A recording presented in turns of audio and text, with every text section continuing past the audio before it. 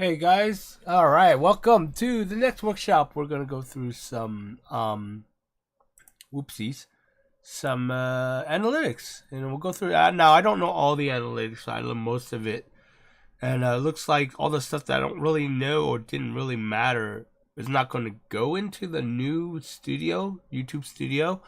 So I guess that'll definitely help. First of all, let's go ahead and pull full. I know Terry's in here, Chris is in here, Rack's in here so far, and I know a couple other people are. The numbers are a little higher than what's being chatted in. But if you are in here, post a hi, say hi, see who's in here and stuff. So yeah.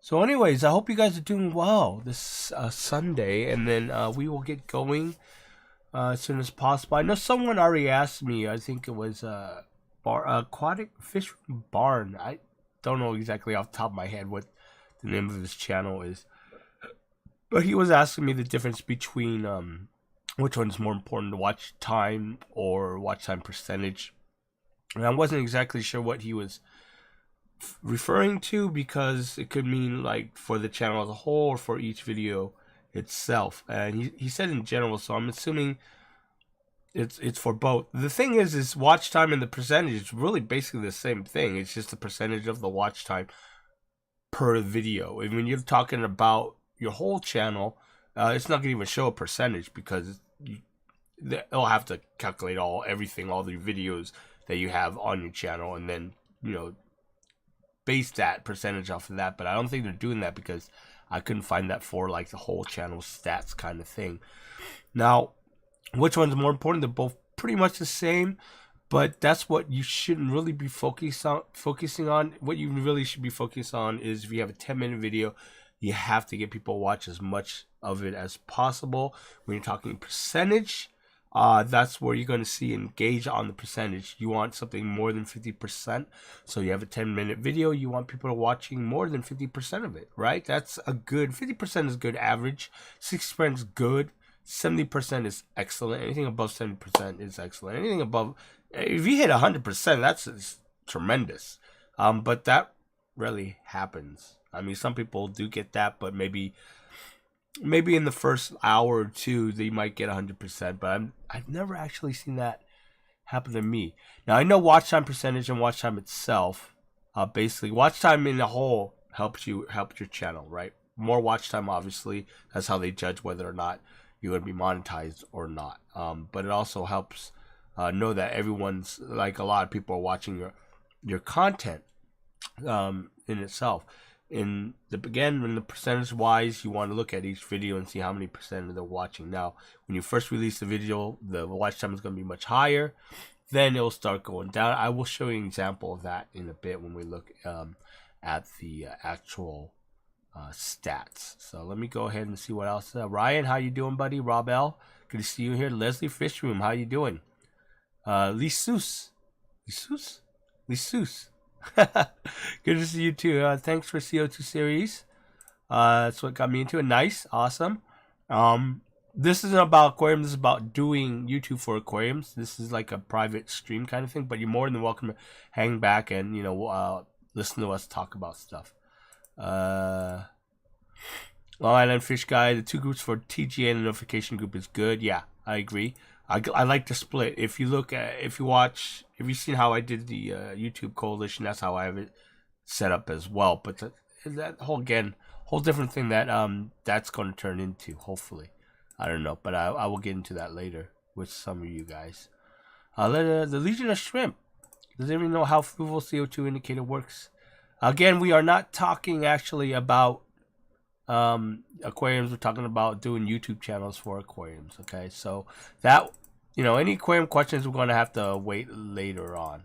Okay, again, I mean, someone else in this chat could always answer it. But hey, Clara, how you doing? Hope you're doing good. Good to see you, Matt. Matt's in the house. Pet Sonics, how you doing? Good. All right, so let's get into this. All right, so let's go ahead and switch the screen here. And that's my back. Oh, by the way, if you guys want to see what I am doing with the chat thing, you see this part? That's where that little box is, right? I guess I'm just showing off now. And then here's your chats. And I pull the chats in batches so I don't miss anything, right? So this is what just happened if I pull next. Yeah. And then you get the next group of comments. So that's kind of how I keep track, especially when the chat gets really, really fast and quick. That's how I, keep track of everything. And then a lot of people are like, oh, you're way behind. Because I'm pulling it at batches, answering questions, and then go to the next batch kind of thing. But anyways, that's what you see there. Okay, so let's go to analytics. All right, first of all, this is my channel, last 28 days. Okay, now I'm going to go through the new studio. The old studio is probably going to go in the way of the Dodo pretty soon. So there's really not much there that isn't on the new studio. And this new studio is much better because they give you the direct stats, and it's much easier to read for most people who aren't analytically minded. Like, it took me for a while, even if I'm analytically minded because I'm a programmer, I'm a coder. But then even I had a little problem trying to figure certain things out.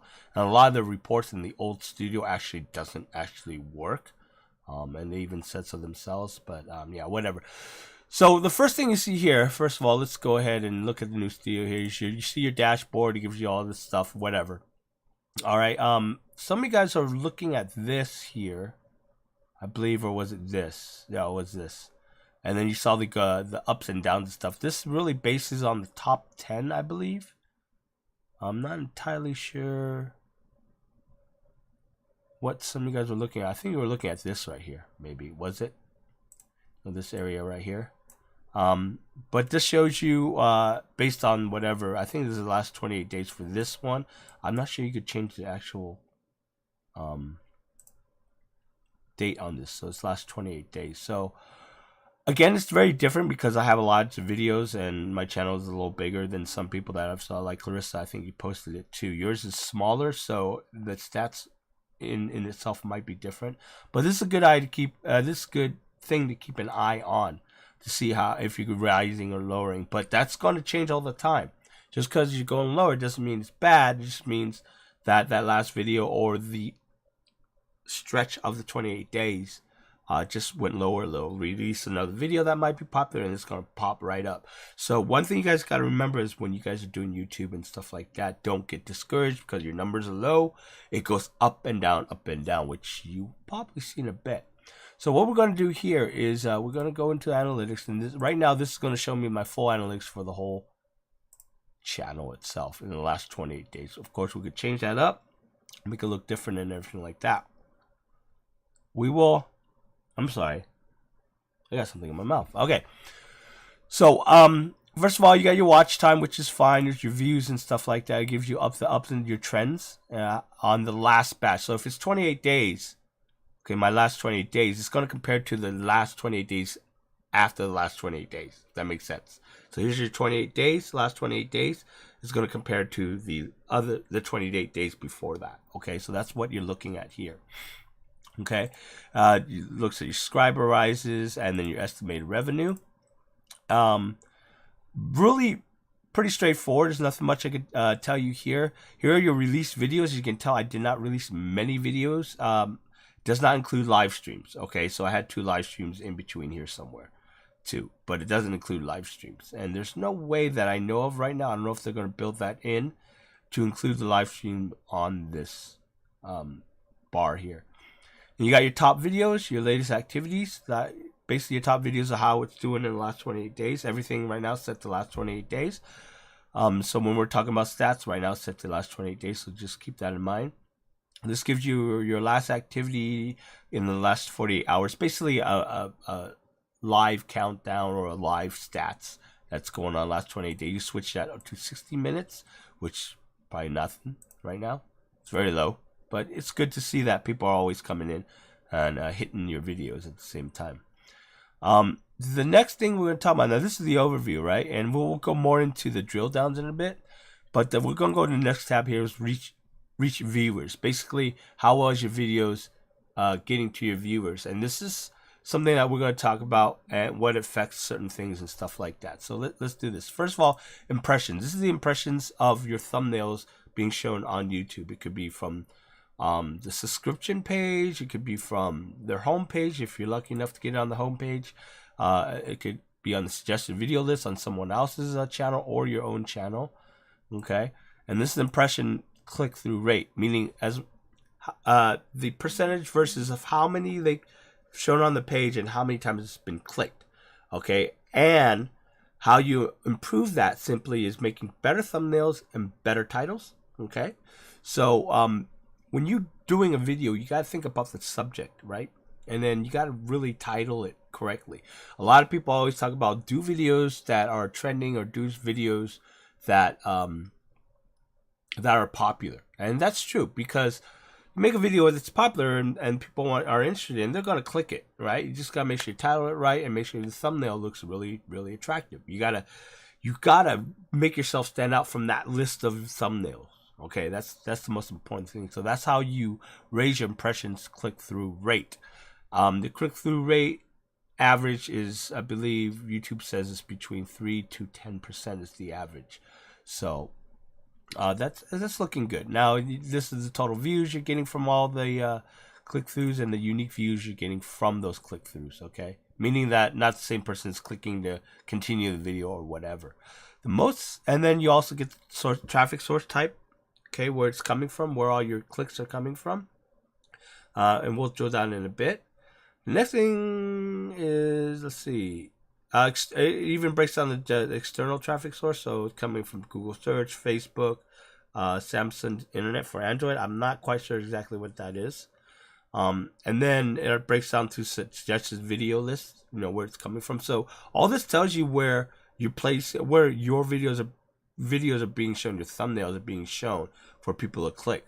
So it's important to strategize based on what you're doing. Like, for example, I think a good example is a lot of my stuff is coming from the YouTube search, right? Mainly because I'm getting the keywords right. I'm doing popular topics that everyone's searching for. So that's one thing. The other thing is suggested videos. You're knowing that you're doing good, that you release a video, it's doing good retention, and YouTube is showing it to other people. That's the kind of thing you want. You want to ride that train. So that gives you a good idea of whether or not you're actually making good retention or attention-getting videos, right? If not, then you might have to change your strategy up a little and make, more engaging videos. That's one thing how you can tell. Now, there's browse feature, channel pages, and external, which I usually don't pay much attention to. The biggest thing I ever pay attention to, mainly on this page here, are these two stats. Oh, wow, that's big. I don't know why I did that. Boom. Okay, are these two stats right here. Okay. Let's see here. Fix the color here. The most important thing here as well, this is very important too. This is based on what people are searching and clicking your video, your thumbnail, based on what they search. So, for example, a lot of people are coming from, as a channel as a whole, are searching Planet Aquarium for beginners and then clicking my thumbnail. So that means my videos are showing up a lot on this search right here. And that in itself is great to know, okay? Is because if that's the keyword, so you should do more videos about that.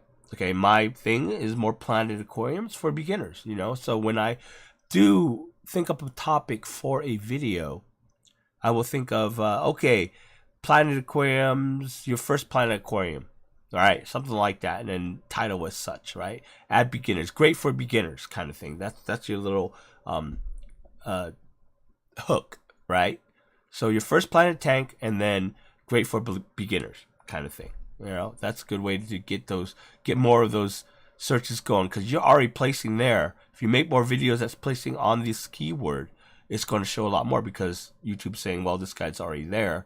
We're going to do more, or show him more, because he's already being popular in that keyword search. Second is dry start method. And remember what I was talking about, the 10-gallon Planet Tank thing? There's another search there. And this is great for you guys too. You know that a lot of people are searching for this stuff, right? So you yourself might think about doing some videos on these keyword searches based on some of my stats. This is why I like having a small group, so we can share stats, because we could detect trends. And that's basically what the YouTube Coalition is when I get together that small group, is stuff like this we're going to be doing, right? And that way we could, help each other make better videos or make videos that will reach a larger audience, kind of thing. Low light aquariums plants is next. So if you guys are into planted aquariums, if your channel does that, a good thing is to do a lot of those type of videos. And then planet aquarium is the next thing, and I'm hitting those two as well. So I need to make more videos, like just looking this on these two subjects right here. And honestly, I have a couple of videos on it, but I bet if I made more videos on it, this will go up. And if it goes up, that means I'm getting more viewers, right? All right, the most important thing here in this screen is this little upside down triangle thing. And I've explained it before, but these two here, the impressions and click-through rate, okay, mainly pertains to your thumbnails and your titles, how well they are doing. Okay, when it shows on the page, is it interesting enough to grab people's attention and click through it? Okay, that's what you're looking at here. So YouTube is saying out of all the impressions that they showed, 40% people are clicking it. Okay, so my click-through ratio is 60%. Okay, to raise this up higher means that I make better thumbnails, better titles, right? But in order for those to show, I gotta get my retention rate higher. Higher retention rate, more that YouTube's going to show off your videos to more people. Okay, this here on the bottom, okay, is about how long people are staying to watch your video. Okay, so that's important too. So you see, these things kind of go hand in hand. And if you think about it, it's kind of the catch-22, the chicken and egg thing. Well, how do I get more impressions if they're not showing my... Well, how do I know I need to make better attention videos if I'm not getting the impressions for people to click through on my videos in order to know whether or not if my impressions are doing good? It's kind of this, like, again, chicken and egg thing. First of all, don't worry about that in the beginning. Just make good videos so that your current subscribers will get the stats for YouTube to see. So then YouTube will be able to start saying, hey, this guy's doing really good with their videos. Let's start showing to other people. Then your impressions will go up and your click-through rate will go up. And as long as your click-through impressions go up, then your average view duration might go up. And that's the key. Keeping that average duration, the views per impression. This is right here. Let me go ahead. Right here, this is the average, okay? So I want the average to be higher. Mostly I make 8 to 10 minute videos, which is not bad if it's 8 minutes. If my average was 8 minute videos, I'm getting about a 50% or 51% average rate view on my retention, right?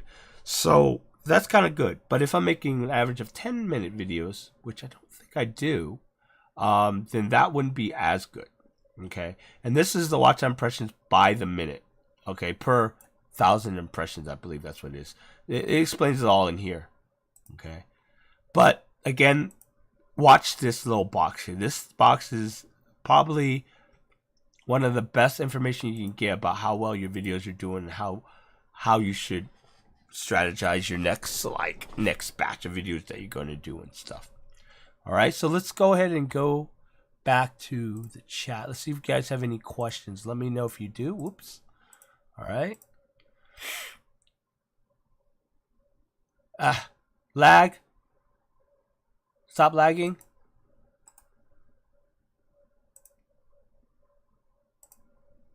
All right, there we go. Hi to hear. How you doing? Good to see you. Hey Fish Tropics, how you doing? Okay, so anyone have any questions on that stat there?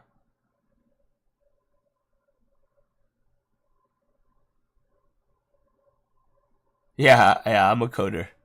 That's what I do. And I make some decent money off. So that's why YouTube's not my main focus. Trying to make a job out of it. It's nice, but I think even if I did switch my career, it'll be into production, but I'm not sure it's going to be an aquarium channel. Know what I'm saying? Be in my maybe general production.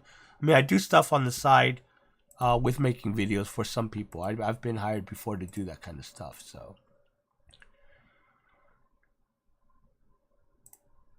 Yeah, I think they have a long way to go, Long Island. Can't wait till the studio beta is full blown out. It's much better than the classic. It is, and I think they still have a ways to go before that happens.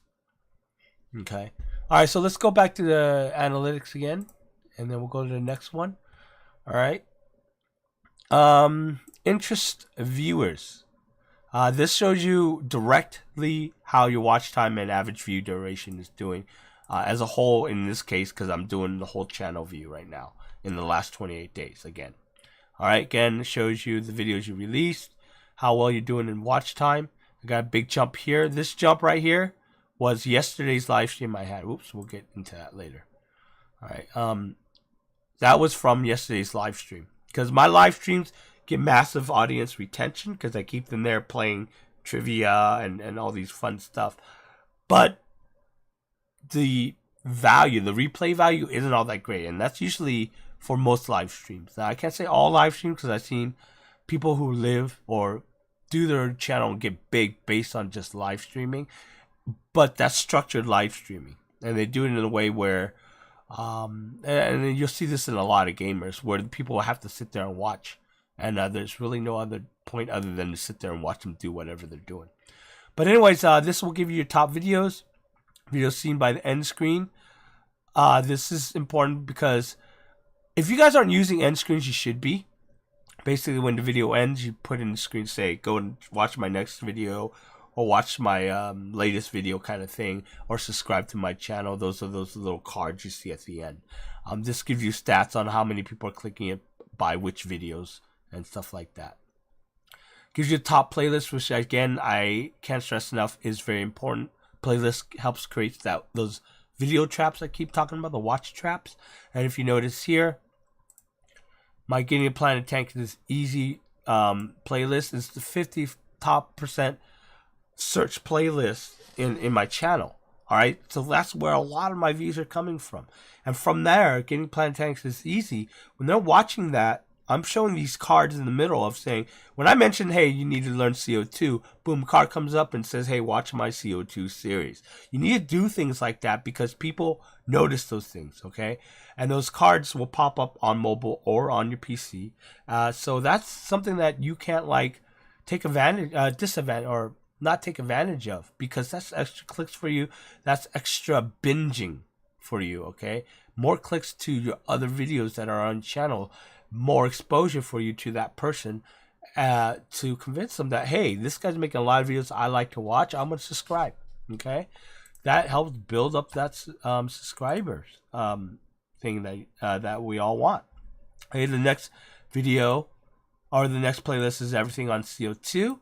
And then the next is the lighting guide. Again, I told you I'm creating those traps. I want those traps to bring in people just not from the video itself, but from the playlist. And playlist shows up on searches. Another important thing you got to remember is to title and make a description of your playlist that makes sense. Okay, if it's about Getting Planet Tanks, my playlist has everything. It says, that's the title. Getting Planet Tanks is easy. It's not very stoic, right? It's not all boring, like I made it sound fun. Okay, and the description says everything in there. I use all the keywords about planet tanks, beginners planet tanks, and stuff like that. It's a nice little paragraph that I explain what exactly that playlist is. YouTube hits those. YouTube grabs the keywords out of this playlist and uses it. So it is important. Playlist is, I don't know, a lot. It is probably one of the least things that people pay attention to on YouTube, and I don't understand why. Top cards, Getting a Planet Tank, it's easy. Again, you're seeing a pattern here. Hope you guys are. You get that seed, that either that video or that series of video that is your evergreen video, evergreen series, meaning people are always coming back to replay it, to watch it, or is always relevant. Okay, especially in our aquarium hobby, I'm focused on planet tanks. Getting into planet tanks, it's easy. It's something that everyone wants to know when they start getting planet tanks, and it's always going to be relevant, right? Because that doesn't really change. You know what I'm saying? So video trap, like I said, use those tools to create those video traps. Okay, and then of course I have a whole series that that I do on soil substrates, and that's another big topic that people always look at, and they're clicking the cards. They're telling you exactly what it is that they want to see on your channel. And this is why I'm saying learn your analytics, because they will tell you what they want to see. So make more videos like that, right? A lot of things that I do see, even from some of you guys, is that the lack of focus on your channel. I'm not. You guys are all over the place. I'm saying that's bad. You can go all over the place, but keep your main thing focused. Keep the main thing focused, and once in a while, release some videos that do go off, off the track. It's like telling us. It's like reading a book. You have the main storyline, but sometimes while you're reading the book, there's these little subplots, right? That's what you're really doing here. You have a main storyline, and you want to move those subplots or add those subplots once here and there, just to give it a little shake up, just to change it up a little bit, and that does work. Again, gives you the stats on your end screen, which I've already talked about. Yeah, top videos by end screen, top end screen element types. Basically, it tells, it's telling me which type of cards that they're clicking. Is it a video card? Is it a playlist card? The best for viewers kind of thing. So that kind of helps you decide what type of card you want to put during the video and at your end screens. Okay. Let's see. Anything we're saying here? Let's take a look here. I'll keep switching back and forth because I want to make sure that I get any questions that you guys might have. Also, that I don't time out on my chat. Lori B, still getting there. That's the thing. Okay, you guys that are thinking about making a video, but you're trying to get up the nerve to do it, just do it. Release that one video. You never know, but at least you got it done. And once you get that one video released, you're just like, oh, that's so cool. I have a video in it. And I can tell you, that feeling is going to be really good. Okay, then you're going to run into the problem with, I want to make more videos. You're making more videos, and now you're going, well, no one's watching my videos. I think I'm going to quit. Kind of thing. Well, you can't quit. You got to keep going, okay? But that's the thing. First, you got to get your foot in the door, and that is by making your very first video. And then see if it's for you. You never know. Just do it. Have fun with it. It doesn't have to be all flashy, smashy, high production value. It could be a simple video of just showing it on your camera or your phone and then talking about something. Because you never know what hits and what doesn't hit on YouTube. Sometimes you can get lucky, and that will start your YouTube channel, pretty well. Sometimes it might not. Sometimes you might need help. But either way, it's a community, and you work the community. You talk to people and tell them you have a channel. They'll come subscribe, and then they'll help you see that channel. It's a long game, guys. It's not a short game. There's no easy ways. You can't just sit here and post your videos on. And I'm not dogging this, but you can't just sit in a group and just post your videos and then hope people watch it. It helps a little, maybe barely, but it's much better to figure out how to make a more engaging video that people will watch outside of that little community that you're sharing it to. Okay, sharing is fine. It helps. Support is fine. It helps. Like if we talk about the Fish Fam or the Fish Tube, the new thing that's up is Fish Tube. It's a small little community. We're a niche little community. TGA, for example, we are Aquarius that make videos. But that community is a small niche community. You got to understand that some of you guys hadn't even heard of me, right? At first, in the beginning, right? People are like, who in the hell are you, right? I didn't even post my channel link on TGA, I don't think, right? I just assumed that a lot of people, you guys know me. A lot of you guys didn't. But the thing is I'm at 10,000 subscribers, and they're not all Aquarius YouTubers, right? They're not that little niche community where if I stuck in there in that little niche community, just sharing my videos, sharing views within them, whether or not they're interested or not, they're just sitting there like watching the video just because they're trying to help out and stuff. Great, but again, small little pond when there's bigger sea to conquer. Does that make sense? Hope that making sense. So you got to kind of move out of that comfort zone. It's great, but move out of the comfort zone because most of my views from my channel, which you will see in a bit, is not based on my subscribers. All right, that percentage is actually higher on people who view just view my videos that aren't subscribers. I'm catching them from searches. I'm catching them from Google searches. I'm catching them from people, recommending my videos or YouTube recommending my videos, but they don't always subscribe. And that's what you have to do in order to make a big channel, is to hit those people, grab those people that aren't going to ever subscribe, but get them to watch the video. Okay, so that's one thing. Yeah, so subscribers isn't always the big thing. Everyone's always hyping up, I got this many subscribers, I got this many subscribers.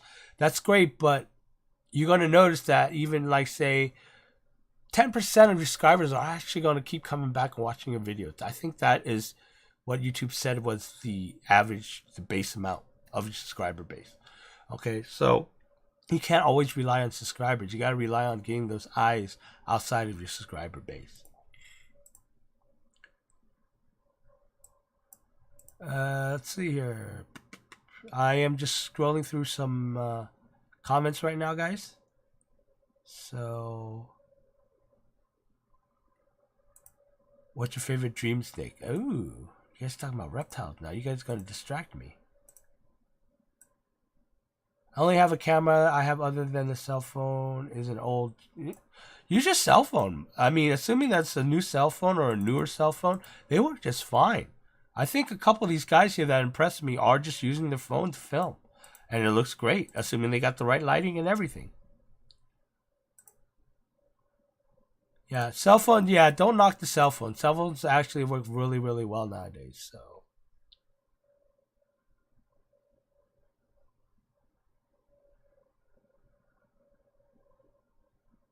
Yeah, flow matters. And I'm going to go ahead and post this. Long Island Fish Guy said, I noticed that sometimes I get all over the place with my videos. I don't think it's bad, but it's definitely better to flow. It is. It's always better to flow, not just as a channel as a whole, but also in your videos when you're editing stuff. And I talk about this when I review your channels. I talk about tighter editing, meaning that hit your edits tighter.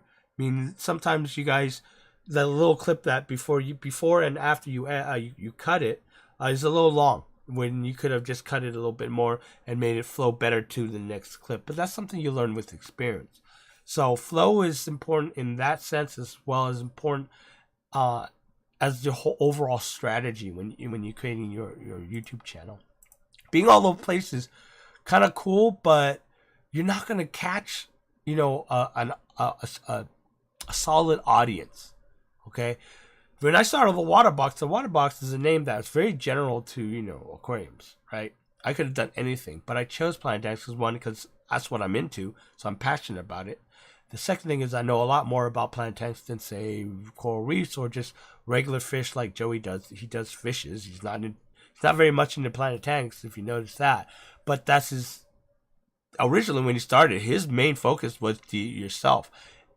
Here's a good example. His focus was do it yourself, and then as he grown, there's other things that he had to add to the channel. He had to branch off, right, and do other things, because how much DIY stuff can you do before you run out of DIY stuff to do and talk about, right? So you branch out that way, and he did it after his channel got bigger.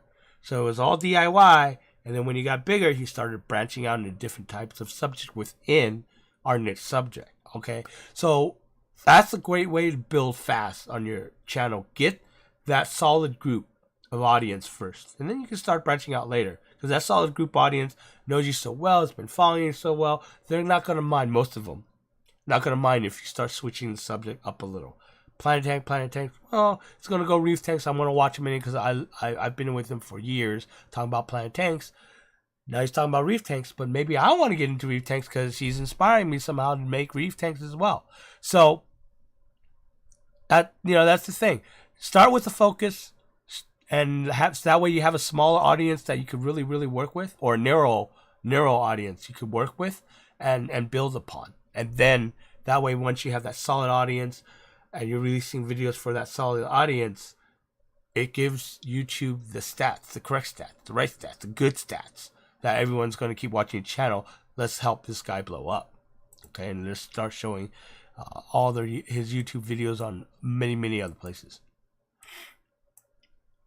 You don't have to do 4K. 1080p is still good. Everyone's going 4K, but I'm like, there's They're watching it on phones mostly. All my stats, mostly a lot of people watching phones. Second is PC. TVs and stuff, still not up there yet. So, unless you have a 4K TV and everyone's on watching that, that's a different thing. Here's the thing. What do you think of live streams? Keep them public after, make them private, delete them. How often should I channel live stream? That in itself is a whole subject, and that's what I'm going to do with Workshop 3. Live stream works for some channels, doesn't work for some others. Some is a good addition to the current channel, like mine's addition. Live streams are addition to my channel. I don't do many of them, but when I do them, I make sure they're structured and try to get the replay value up. That's a little hard because live streams can go on for a while.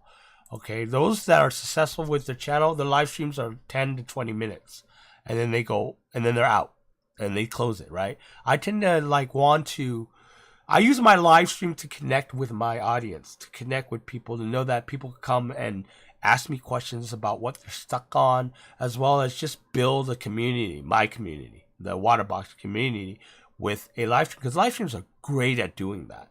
Okay, of course, yes, if you look at analytics and you talk straight about analytics and how it affects analytics, it does make your channel suffer if your live streams aren't all that great. Okay, if they're not staying and watching live stream, they're always jumping in and out, and I see that a lot with a lot of live streams out there. It hurts your channel. Okay, it hurts your analytics. But if you're okay with that, that's fine. Don't worry too much about it. Do your live streams. Connect with the audience. Connect with the community. Best channel I've seen do that is actually Rico's Fish Tank. He has a huge community. He built that all up on live streaming, and he didn't really care much about the analytics. I don't think until lately. I don't know. I don't talk to him very often. I only talk to him in his comments, barely. But I think that guy, he's another one of those guys that could go big if he focuses more on other things to build his channel, not just those really, really long hangout live streams that he used to do. But we'll go into Workshop 3. The thing about making live stream happen and making it successful is just make sure you get it structured right, and make sure it fits what you're doing with your channel. Okay, a lot of people say don't do live stream, you'll kill it or you'll lose subs. Yeah, that's true. But in where I'm at right now, I lose maybe, depending on the subject, 2, 3 on every live stream versus 800 and something every 28 days. Right? So the trade-off is fine. If you're a smaller channel, that might be a little harder for you. But again, if you're a smaller channel at 100 subs, most likely they won't unsub to you because you did a live stream, because that's what they were there in the first place. It's kind of in the middle where you would start wondering if you should do live streams or at least pause on it for a little bit. Again, live stream will work really well if it's really structured, if you make it part of the whole experience. Okay? If that makes any sense.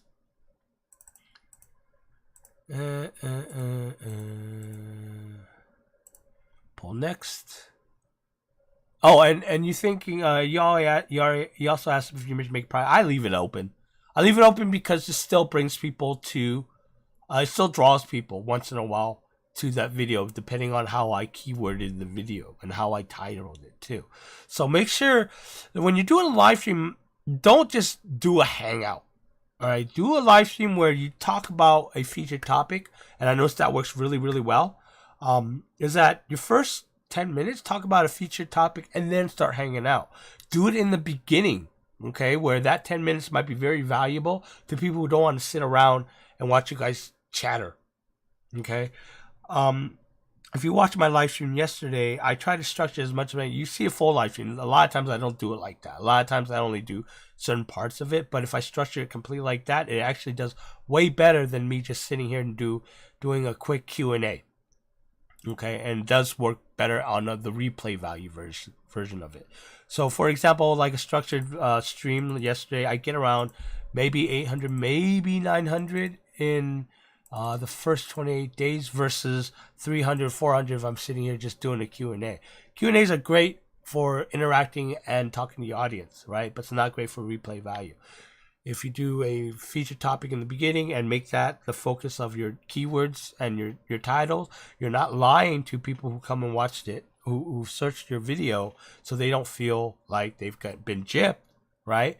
But you're also providing that as well as the value of having a live stream hangout Q&A type of thing. So I always suggest, if you do want to do the live stream, you do want to do the hangout, do the first minute with a featured topic that someone will want to search about, something maybe you talked about, maybe a follow-up subject from the video you just recently did.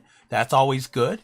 That's always a really good thing to do, and that's one thing that I was planning to start doing. Was like when I release a big video, I was going to plan to do a live stream a day after and talk about that video and kind of make that a follow-up featured topic kind of thing.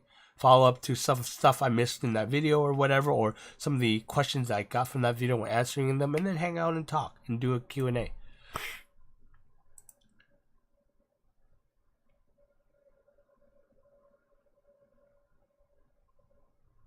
Yeah, T, and good to see you here, T. Sorry, my stuff is kind of real sad. Oh, no, that's not what he said. Where did it go? He said something about live streaming. There you go. I think live streams are good at connecting with the audience, and community makes you more personal, and maybe not good for attracting new subscribers, possibly. Just my opinion. It's exactly right. What live streams are really good for is connecting with your subs. Okay? Because that's usually where most of your people are going to see your live stream, or people are already subbed. Okay? So really, live streams are really good at just keeping your subs connected with you, your fans, your followers connected with you. And it's really, again, it really is personable, because you're sitting here and you are talking to them, directly to them, not just a video where they watch, but someone's actually talking to them. Someone that they watch all the time is talking to them, answering their questions and stuff like that, and just mainly having fun. What do high temperatures do to fish? They boil them and make them edible. But yeah, that's a long thing, and we're not talking about actual... Did I make this public? I thought I made this unlisted, because I'm getting a lot of people coming in asking me aquarium questions. It's interesting. This is about doing YouTube channels with Aquarius. So I am ignoring all the actual aquarium questions. But people in here probably could answer those. So go ahead and answer those questions. I'm going to keep answering the YouTube questions. Okay, so no other questions about it. Let's go back to the analytics. All right, build an audience. This basically tells you your subscribers, your unique viewers, your average views per viewer, and your subscribers. I like watching this to see how well, the baseline is going, for a run for my subscribers.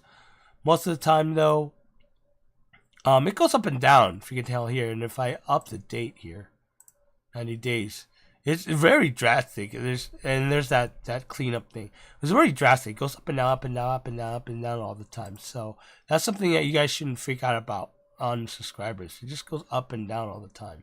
Unless you got a big shout out or something, or some kind of a share or something from another channel, that usually does bump it up pretty high, if you get good subscribers from there. But don't freak out if it goes down, or if it looks low for like a few days. It happens. You get your watch time from your subscribers versus your non-subscriber, like I said. If you can tell here, that's why I say you want to capture those guys that's just going to come in, not going to subscribe, but you want those views. Non-subscribers, 75% over 24%, right? But again, you got to think about it. It's not that bad. 10,000 subscribers, 15% of that, 1,000, 1,500 subscribers. That's who's watching my videos. But everyone else is coming in from searches and stuff that not going to subscribe for whatever reason. Sometimes they're not interested in subscribing. Sometimes they don't believe in subscribing. There are a lot of people that don't believe in subscribing, thinking that they only subscribe if they really think you're worth it. That's fine. That's the way they think. And some people just want to get their information and go. That's fine. Those people that want to get their information and go, they're still helping you build your channel. They're still helping it grow. They're still giving you, if you're monetized, those ad revenues, Again, gender tells you what your gender is. This is quite, I don't know. I wish it was a lot more. But compared to my tabletop channel, that's actually pretty good. But you know, it's the subject. Aquarium's a lot more females into it. So this helps you know whether or not how do you direct your time. You know, when you're making videos, is my audience mainly male, female? Should I balance that out a bit? Who knows, right? And then what's really important is your demographics, knowing your demographics, right? And this is one of those charts that I actually want to see from Fish Nerd Vlog, because I think he gets a pretty younger audience. If he doesn't, he needs to. So mine here is I'm hitting a lot of the 25 to 34 years old. So I present myself to that audience, to that age base, right? Which I kind of cool. I'm a little more hip than how old I am. You know, I'm 45 years old, but I'm getting the 25 to 34 years old. So I like that. It just means that I'm not old, I guess. I don't know. But yeah, so I will present my videos in a way that I'm presenting it to 25 to 34 years. Now, if my audience base was 13 to 17 years old, that'd be pretty much very different, right? I wouldn't be almost cussing, doing certain innuendos, sexual innuendos that you shouldn't be doing for an age group like that. But thank God it's 0%, so I don't really have to worry too much about it. Mostly everyone is 18 or over, so if I want to cuss sometimes, drop an F-bomb, I'm not too worried about it. Okay, I think maybe Corey would have this right here a lot too. He's pretty big. I don't know. So subtitles, CC language, this does help. I don't do subtitles for my my videos. Like I don't go and write them up and stuff. I let YouTube do it. Hopefully, if it doesn't do it, you could always hire a service to do it. I think it's like, I don't know how much they charge, like $5 an hour or something like that for an hour video or whatever. I'm not sure, but you guys can look up those services if you really want to. But they do help. A lot of my audience isn't all from the U.S., as you notice here. There's Canada, but I don't think, well, Canada's English, I guess, right? UK is English, right? But look, I'm getting India, I'm getting Philippines, right? I do have Germans and French subscribers as well. So that would help if I had subtitles in that language, okay? Earn revenue, well, I don't look at this much. I only look at it as a base, okay? It just tells you what your earn revenue is, and really I can't control that. I can control what ads are being shown, and in our niche in aquariums, there's not that many ads out there that they could really show on our channel to give us the big bucks, right? We'll get, you know, chicken scraps, I guess, but it will tell you what your top earning videos are, so you can look at the views and say, well, what am I doing here that are getting a lot more better ads, right? And you might want to make more topic or more videos on the same type of topic, right? This right here, the ad types here, will tell you if you should or should not be using certain ads on your videos. So my skippable video ads shows 68% a lot, so I might want to change it to non-skippable if I really want to up those revenues, that kind of stuff. So, you know, that's all up to you. It depends on your revenue based on what your plans are on revenue. If you're just doing it to just get some money in to help you equipment, this might not be the biggest thing for you to look at. Okay? So again, we'll move over to chat really quick and go through some stuff. Remember, I'm not answering actual aquarium questions, just questions about YouTube channels for Aquarius. Okay, nothing there. No questions. We all good? Yep. All right. Back to analytics. Going back to over again, this is the full channel view. We can look at our top videos. Now, this is one I use a lot. Okay, actually, let's not go there. First of all, let's go here. I'm going to go ahead and do a custom. Do not do lifetime. If you do lifetime, it does this thing here. It does this really awkward build thing. Oh, it didn't do that. Oh, perfect. Okay, then I have to do that. All right, don't worry about it. If you find that you do a lifetime, it does this like rolling like stat, and I'm not entirely sure how to change that. What you do is go to and make a custom date of the lifetime of your channel, and it'll show you this. Okay, so we'll go to views, and I'm going to show you the lifespan of this channel. Remember, I started in August 2016, so that's 2.5 years ago. And then you'll see the lifetime, and I'll explain a lot of things and how things were happening. When I started the channel, I released one video, which is Welcome to the WaterBox. That was my intro. That was the very first video I did, was an intro video channel for people who might come and subscribe to my channel. Then I did. Oh, why is this doing that? Okay. I did an interview with Jake with Aquarium, just some things I talked about my aquariums. And then about a month later, I did some more hard-hitting type of videos just to see how it works. Talk about Phoenix light risers, some of my video builds on my tanks. And then I moved on to adding soil to the aquarium for my 40 gallons. So these are still tank builds. And this is when I started doing that beginner's guide to planted tanks. The good low light plants, planted tanks for beginners. Final thoughts. Shoot. Where'd it go? Right here.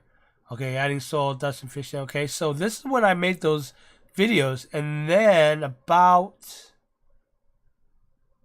2 weeks later, I did that thing with Corey Aquarium Co-ops things where he was sharing channel videos. And that got me some people. So that actually bumped up my subscriber base. So I had more subscribers to sample the videos I already released. Because of that, that rose up. Okay, and that got a lot of views from these beginner guide to planted tanks. Now, that was my first video trap I created. Then I released some more videos, and then I got bored and went on a break. You see here, break. See what happened here? It was still slowly, very slowly growing. But I went on a break because I got busy, and I let some of my tanks go. And I'm like, okay, that's when I made that Sorry State of Affair videos where I was talking about, oh, look at my tanks. I let them go because I got so busy, wasn't paying attention to them and stuff like that. Then I made another video where it's just me talking about a reboot for my 40-gallon tank. I'm like, maybe I should reboot this, whatever. So 3 videos after a large break, and then I went again on another break. All right? But it slowly climbed. But this slow climb here was due to this video trap I made here. Planet Tanks beginner guide thing right here. That was getting a lot of traction, right? But the retention rate was going up and down. These are long videos. That's the problem with that. I kept talking a lot, but I still kept some of the attention. So retention rate was around 40, 50%. So it didn't really catch on. But it was catching on slowly. Then I came back and said, okay, let's hit this. We're talking about this soil substrate work because after I did it with my 40-gallon tank, I want to share my experience. Then I did the dry start method because this is when I realized, I'm like, well, no one's doing the dry start method. I just did one on my 20-gallon. I just filmed the whole thing. It took about a month and a half to do because of the process it took to do a dry start. I had a footage, so I put the video together and I made this video. When I made that video, I went ahead and did more videos. Then a month. Was it a month? Let's see here. Yeah, about 3 weeks later, I published 3 more videos.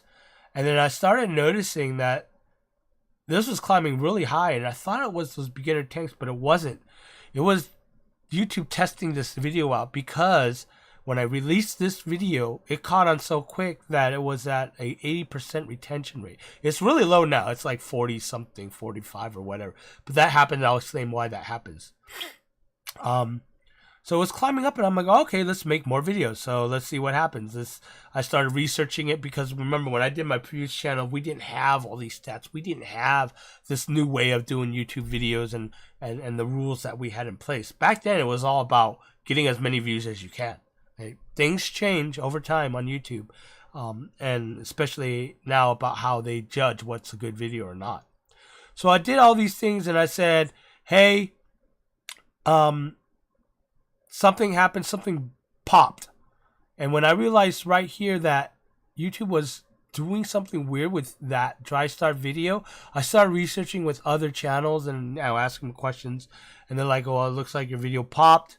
You should start paying attention to that. Do follow-up videos, blah, blah, blah.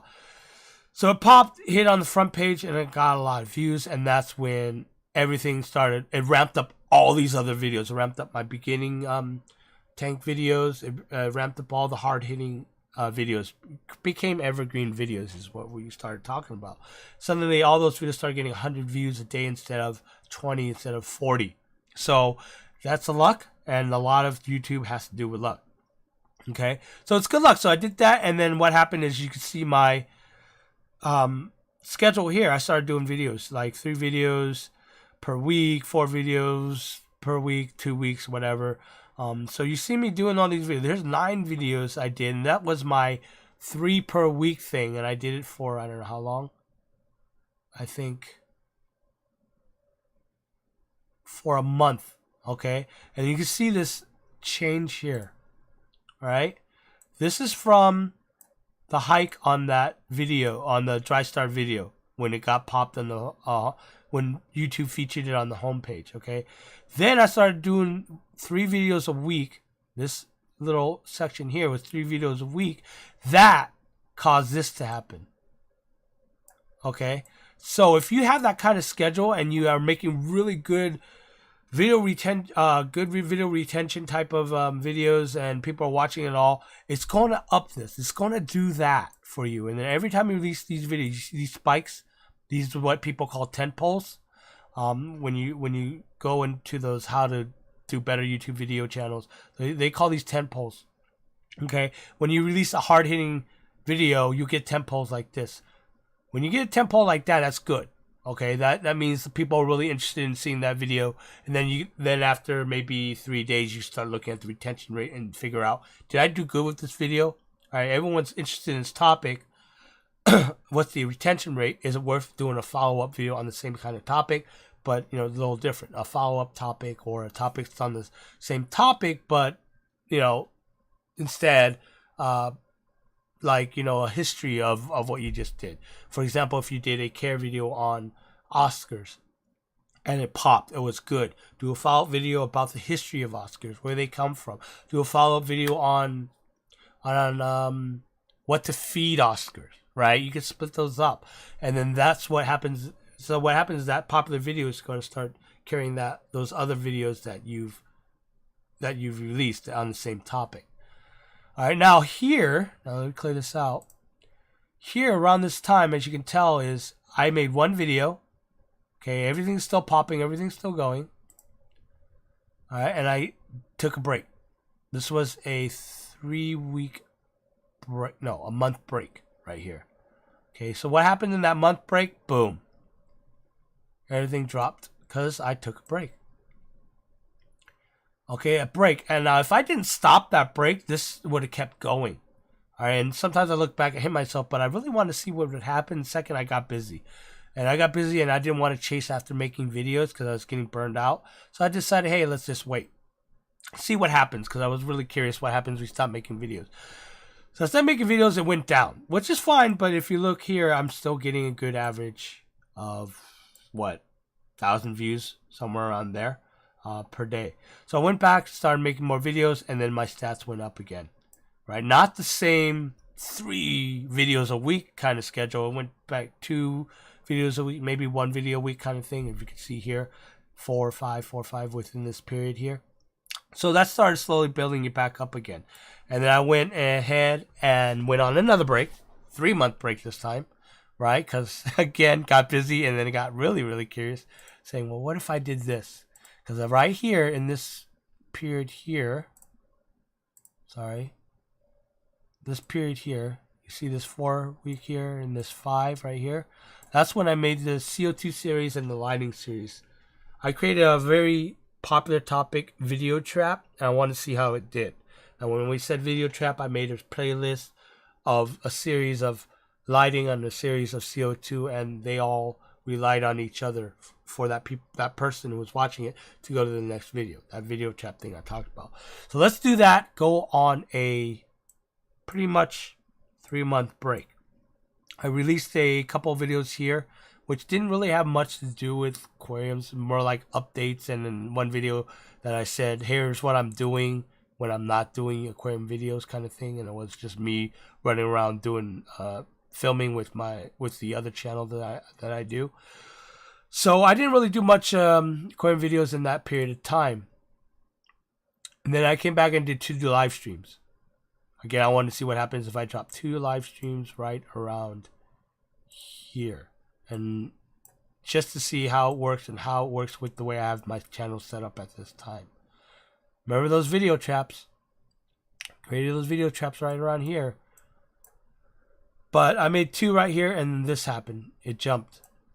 All right, so that's actually quite a huge leap too in the history of my channel. If you look at the history of my channel.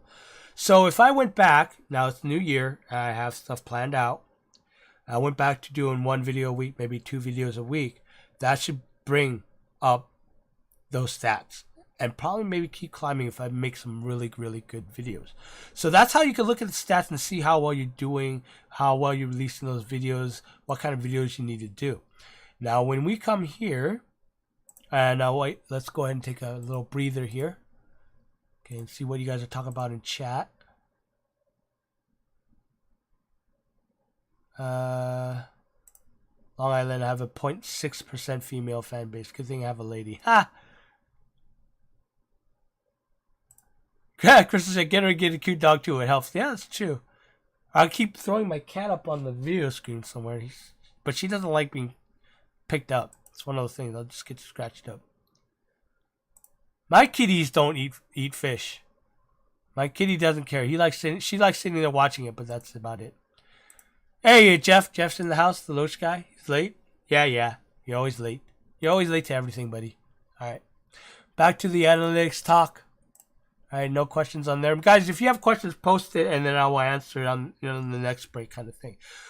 So now we go to the top videos. Again, we're looking at the whole channel.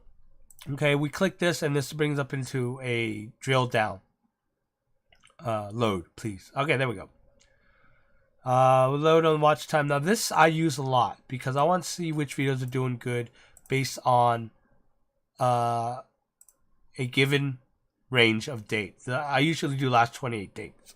So since the beginning of my channel popping, it's always been the dry start method. It's been always doing really good.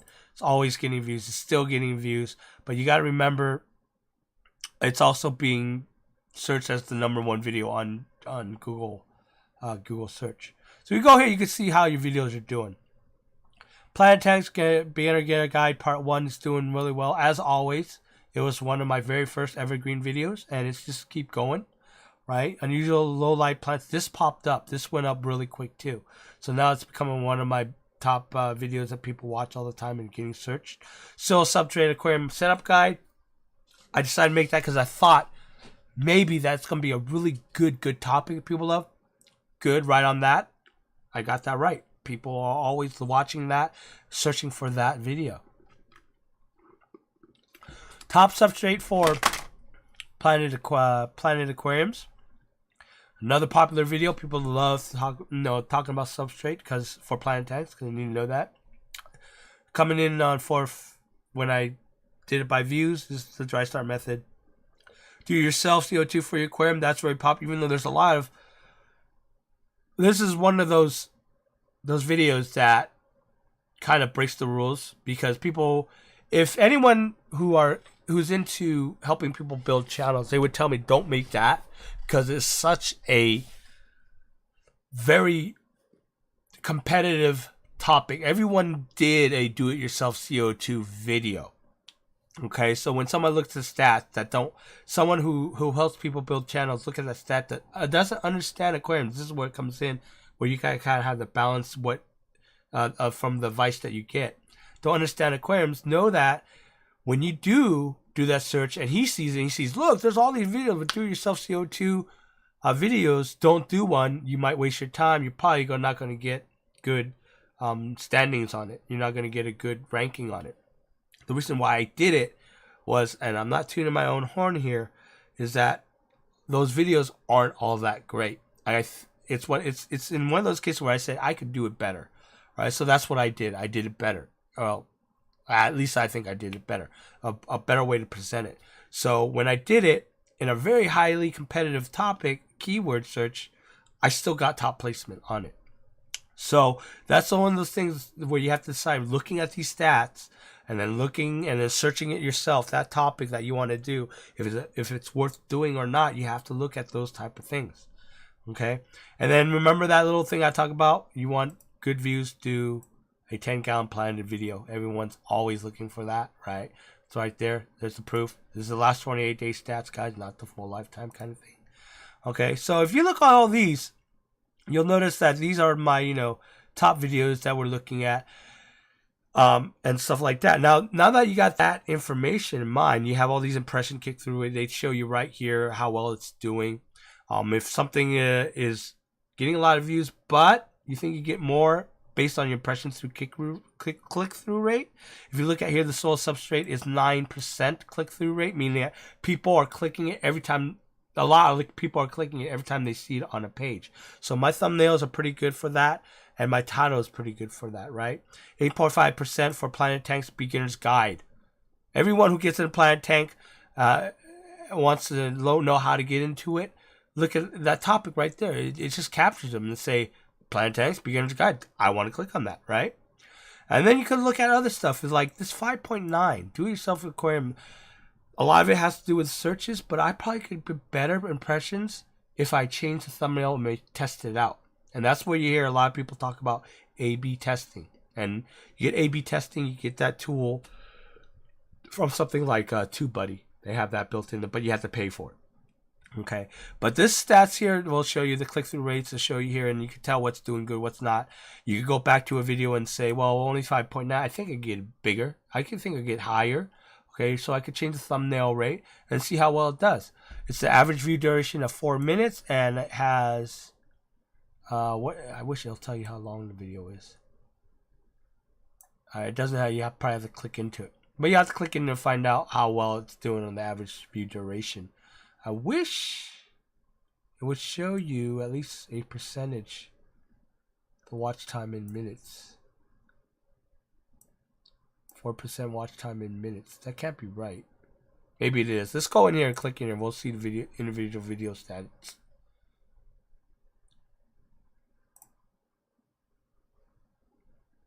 %, click-through rate, 5.9%, unique users, 4.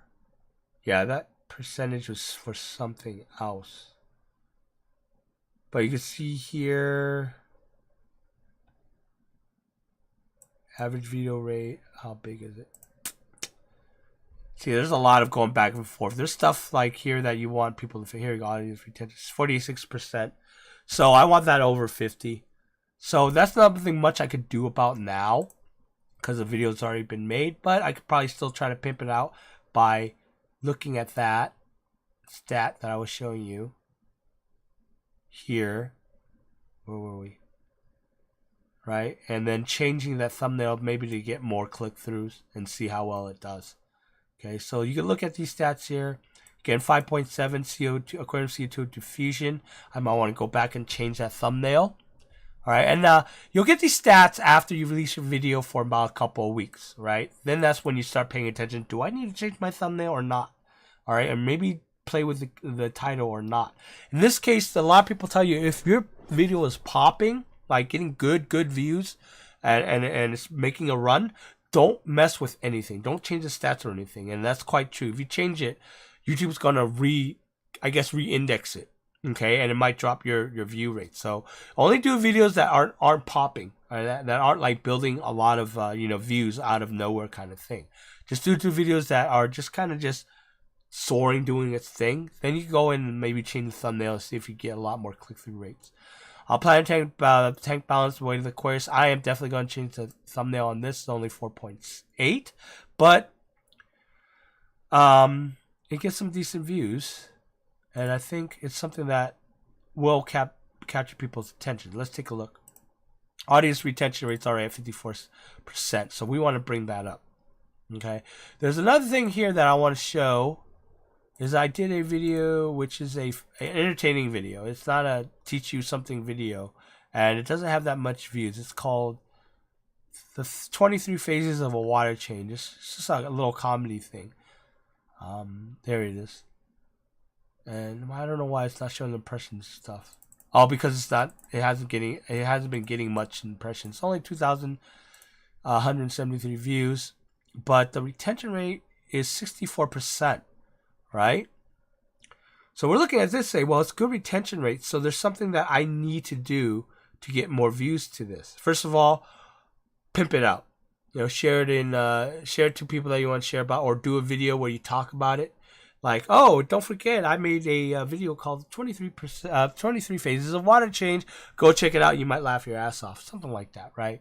So you want to like promote old videos that actually have good retention rate, but didn't make a good click through. Like, didn't go out to people at first. That 23 phases of a water change I made months ago. Like, I think last year, 6-7 months ago, something like that. It was a while ago. I could get a lot more clicks if I work on it. So there are sometimes that we could go back and say, let's try to revitalize this video. It doesn't work. It's 64% audience retention rate, so they like watching it. So let's try to put it out there and see if we give it a push, and see if YouTube will give it a push after I give it a push, kind of thing. Okay, so those are things that you should remember and do as well. When you look at your stats, you're going, well, what can I maybe revive out of this? Get more views, get more clicks out of that. Because you never know. I actually had that happen on my tabletop gaming. I made a video, it popped at 3,000 views or whatever. People forgot about it, and I'm not sure why. Maybe I just a bad thumbnail, bad title or something. I went back after, I think, a year. I said, how come no one's watching this? Someone actually pointed out to me, hey, I saw that video. How come it's not getting more views? And I looked at it, I'm like, oh, for somebody that wasn't working, I changed the thumbnail, I changed the title, and I reposted it to my Facebook group, and then kind of did a follow-up video saying, hey, we talked about this here, and check it out. And then people went to check it out, and then it popped.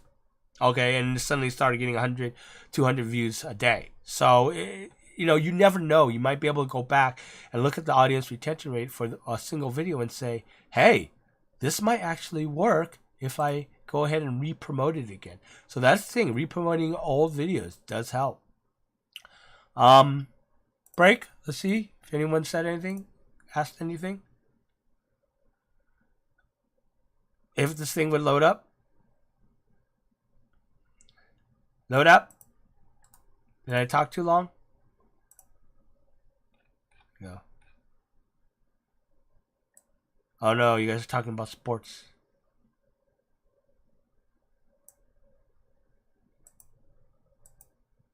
Your kitty takes care of fish is probably gonna fall in. Oh no. River Life, I just changed the metadata on my latest video, include beginners playing aquarium. New tag ranked. Good going, dude. Good going. You never know, man. You never know. All right, back to the stats. All right. Now, it also drills down to traffic sources. A lot of people ask me, well, how do you know what's doing, where it's coming from? You do it from here. YouTube searches is my highest percentage of where people is coming from finding my videos. Most likely to do with the dry start method video and the beginners planet tank videos. Suggested videos. A lot of it nowadays has to do with my videos being suggested again from my own videos, which, again, that trap that I'm talking about. You want your own videos suggested on your own videos, right? So that people will go to the next video, binge watch you, and then YouTube saying, wow, look at this guy. They just want to keep watching his video. Let's pimp this guy. Then you got browse features, which I believe is home, subscription, watch time. Those like intermediate ones, which does help, which doesn't help. I don't know how to get up there other than having YouTube really like your video and promote the heck out of you. Then you got channel page externals where you share in the Facebook and stuff. And you got your playlists and stuff like that. So that's where you would see your traffic sources. And you got to remember, all this here you see also pertains to viewing your analytics per video by itself. Okay, so you can get the whole traffic source for the whole channel, or traffic sources based on that one video. Geography helps because you want to know where everyone's coming from. If a lot of people are say are watching from India or watching from Malaysia, you might want to go ahead and hire a service to make subtitles for you in those languages. Singapore, Netherlands, Germany, people, but I have to look at it and say, is it worth paying the money to have someone translate for you? Or you could even turn on translations so your fans could translate for you.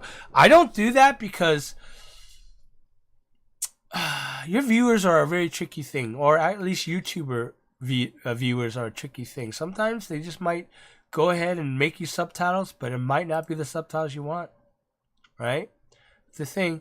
All right, viewer age just gives you a more breakdown than that summary that you got on the other page. Okay, they tell you how long they watch and stuff like that. 25 to 35, 4-year-olds are average presenting 39%. But if you notice, this is really interesting, is that the 35 to 44-year-olds are watching longer, but I have a lot more viewers in this age range here. So what does that tell me? That tells me that I got somehow figure a way out to really get and boost up my my subs, viewerships, to the 35 to 44-year-olds. I mean, it's not that much of a range, but if they're watching a lot more longer on my videos, maybe that should be the focus of my age group rather than, or more of a focus of my age group. I don't want to ignore this age group here because they're giving me a lot of views. But if these guys are watching longer, right, they're more patient, they're a lot older. The younger ones just want to get information and go. So I got to figure a way to either present my videos differently or change the way my thumbnails look to a more conservative or maybe a more classic type of view kind of thing. Those things you gotta keep in mind, right? Viewer genders, another, more breakdown of by the genders. Again, very important. Is your viewership mostly males? Your viewership mostly females? If it's all males, then you can make all the sexist comments you want. But if you have females, you don't want to, alienate them and be a total sexist pig about yourself and about your channel, right? So, that's the thing. And maybe you want more female viewers, so maybe you should, do more, topics that fits females more. I don't know how that you would do that with aquarium. Aquariums. There's a lot more female hobbyists in this hobby than, say, tabletop gaming or scale models. So, there's things that you do to help boost that up and stuff. The way you present yourself, maybe the type of videos you make. The type of videos I make compared to, say, what Long Island Fish Guy said, his female viewership is 0.06%, right? I mean, I can't blame him. I'm a lot more handsome than he is, but that's where I'm getting all my female viewerships. They look on my chat, they look at my videos and say, "Wow, look at this guy. He's so buff." Yeah. Okay, so, anyways, that was a joke, by the way.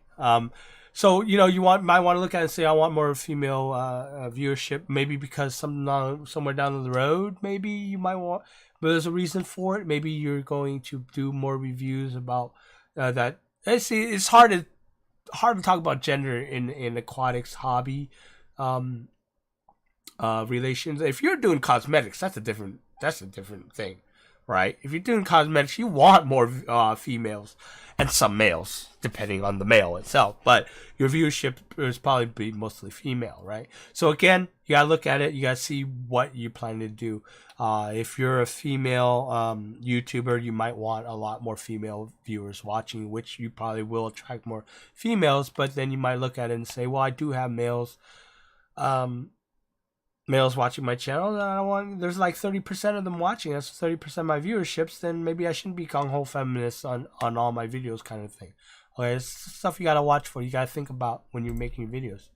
When you come to revenue sources, again, I don't pay too much attention to this. There's not so much I could do much about this. The only thing I do to up my revenue is probably do more generalized kind of aquarium products like sea chem, even though I don't really like that, but sea chem, nutrients, talk about that a lot more because it's readily available. It's more mainstream market, and there's a more chance of them advertising with YouTube. Good way to do it is finding certain products that fit other hobby related things. See, when I did my tabletop gaming, I'm known a lot for teaching airbrushing. Now, airbrushing isn't just for painting miniatures, it's also painting model cars, it's also painting real cars, right? It's also good for painting t-shirts, people use airbrushes for those things. So I got a lot of revenue from, because a lot of the advertising that they put on that tabletop were all about airbrushing, and it covered a lot of different hobbies or different industries, okay, that uses airbrushes. So it was a lot more. The ads are worth a lot more on that channel when I make videos. Versus the aquarium one, you might want to do product reviews if this is what you're looking for to make a little more revenue or make it worth more on your revenue. Is find a product that can be used, not just the aquarium hobby, but here's the thing, Clarissa, when you get there, not Clarissa, Carissa. something that also covers in the pet trade, right? General pets, reptiles, you know, something like that. Something I'm trying to think of a product that you could use throughout both reptiles and fish. There was a product I was thinking about, and I totally lost train of thought on that. But I'm hoping you getting what I mean. Okay. We go next to subscription status. Basically tells you sub, not sub, how many views and stuff like that. Again, there's not much of a breakdown when you come to this screen here for that. Your subscription sources, basically where your subscriptions are coming from, where people are subbing from. If you notice here, a lot of people obviously are subbing from all the videos. When they watch a video, they're like, oh, I like this video, I sub, right? The second, and this is why you guys really should be taking my advice and making your channel page really presentable, is because it's coming from my YouTube channel, right? There's still 6.7%, 58 of them subs coming from that. 58 subs in 28 days, you know? And you can raise that a little bit more, I don't know, by, you know, advertising your channel through other means, you know, through Instagram, through Facebook, through, you know, business cards, whatever. And then other YouTube channels, you know. Usually when you do collabs or something like that, and they have a link on their channel, they click, you know, and they have the sub link on their channel in the description. Say, go sub to Chung. He was just here. I just interviewed him. They click that. That's what happens. Now I'm not even quite sure what interactive features are. I'm not sure. I have to go look at that up. Then you got from YouTube searches, but that breaks it all down for you here. Some people have been asking me about that as well. Okay, so that's where you go to see where your subscriptions are coming from. Now the rest is a pretty substandard thing. I think you need to we'll go over really quick. These are your playlist stats. It tells you your views per the playlist and stuff like that. So again, when you're creating video traps and stuff like that, very good stats to look at. Next thing is device type, and very important in the way that how you should make your videos. You gotta look at where mainly your audience is watching stuff from, and apparently and unfortunately to me, because I'm a PC guy, I'm a desktop guy, but everyone nowadays are watching stuff from their phone. So it's very important to remember, and this is one thing that I had to change, was that now that all my base, a lot of my viewer base is from the mobile phone, I'm getting a lot of my views from there, is that when I do the layovers, the subtitles and all that stuff, I had to make them bigger. When I'm showing off a chart, I have to be sure that I have to make them big enough so it'll look fine on a phone. Okay, so that's important to remember, is where your main audience base is coming from and whether or not it's worth it to do that thing. Okay, 4K. Someone was talking about 4K. Was it here? God, I have a short-term memory. They were talking about doing 4K. No, it was in the TJ group. Is it worth it? 9.1%. They're watching it from TV. And just from that, you got to cut down to how many people have 4K TVs nowadays. I think it's pretty common now, 4K TV. But it's 9.1% worth it to film in 4K and work with, in editing, these really huge files, because 4K files are really huge. If you don't have a really powerful computer, it'll take forever to mangle with those video clips, right? So you gotta think, should I film in 4K or should I stick with 1080p still? 1080p is still the standard right now, so maybe it's just much better to do that and not worry about the 9.1%, where you think out of those 9.1% really cares if you're doing it in 4K or not. Okay? YouTube product, this don't matter for a lot of us. YouTube products really is YouTube. They also have YouTube Gaming and YouTube Family, but I don't think any of us are in any of those categories in those products. But those are specialized products where it depends on the type of channel you have. They put you in those different type of YouTube products. Okay, live on demand. It shows you the difference between your live shows, the stats between your lives and your on demand. As you can tell, this is why live is, a lot of people say live really messes you up, right? Out of the 28 days, 404 views from the live. Well, I only did really out of the last 28 days. Yeah, a couple of live streams. That's it, though, right? But you got to look at that, and you got to decide, should I do it or not? But you look at this, the average view duration of my live, and this is a good way to check, is 17.34, 17 minutes, right? Versus my regular 4 minutes, or actually almost 5 minutes, right? So you gotta look at that and say, well, maybe I still do live streams. It does give me a better, bigger average, but it also helps me connect with my community. And if I don't do too many of them, it's worth the trade-off, of being like kind of penalized by not having back-to-back awesome videos, that people watch. And you're not gonna always get back-to-back awesome videos. You might if you're really good at doing YouTube, but not everyone can do that. No, not everyone's a Casey Neistat kind of thing, Play black location is important. Where they're playing. Mostly it's going to be from your watch page, but there's YouTube others, and then if they're embedded in the website, I don't know what YouTube other is. But it's not that many. So really, all you have to concentrate is they're watching it from your playback page. Now, if you're doing a website where you're showing your videos also, your YouTube videos also by embedding the link, then that would be an important stat for you. You got to know if putting those videos on that webpage is really worth it or not, because you're spending the time to do it. If it's only garnering you a few views, why bother, kind of thing. Okay. Operating systems, again, not very more important. More important is where they're watching it from, your watch source or device type. Okay. But this one doesn't really have much of a bearing because everyone's usually watching either from a browser or from a phone. Or an app from a phone. So there's really not much difference you could change to make your video fit what type of operating system they're watching on. At least I can't tell. Subtitles tell you the stats about your subtitles. I only do stuff in English right now, so that won't help a lot. But otherwise, they'll tell you, what people are watching in what language and stuff. So it's a good stat to have if you don't mind sitting there typing out subtitles for all your videos. It'll tell you where, a lot of different non-speaking English people are watching your videos and if it's worth it or not to get those subtitles done. Again, more video language info. Your translations being used. I don't think there's any translations being used because I don't have any translations in. It tells you again, this is a breakdown of using your end screen and your cards. All right. How well they're doing in different videos and stuff, the type of cards that you use, and then the stats on each card as they're being clicked.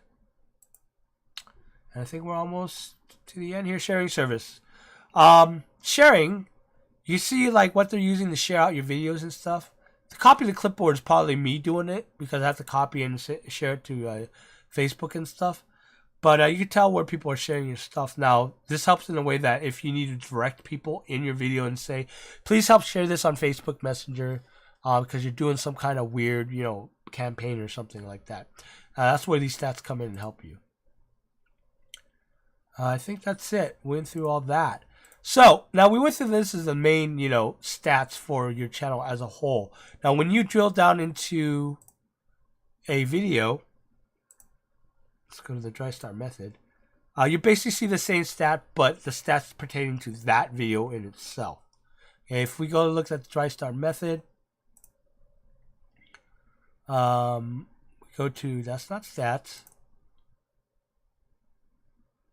Go to stats. You get the same stats and everything. This is since it was published. See, it does that weird build thing. So if you want to show it since published, you have to do a custom since you actually started this. I think 2007. Apply that to custom. There you go. So you see where it spiked when YouTube said, hey, let's show this on our front page and then show the stats. And this is when I stopped doing videos for a month. It just fell. Right? Now, if I kept that up, that line would probably be just the same or at least climbing a little. So this is what happens when you stop, doing videos. Now, if we take this and hopefully it works. Let me see if it works.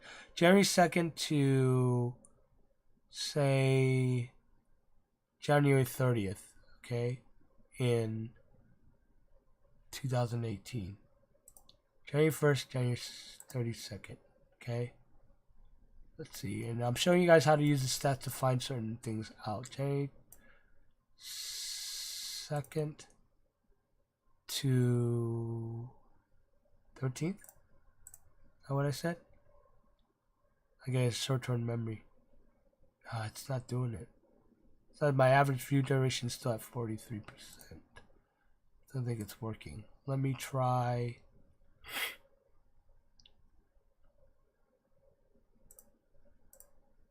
Whoops. Let me try. It's a little wonky, the interface here. I'm not personally a huge fan of this interface. Be a better, easier way to actually do this. But then I'm a programmer talking to programmers. See what happens here. Yeah, it's not changing.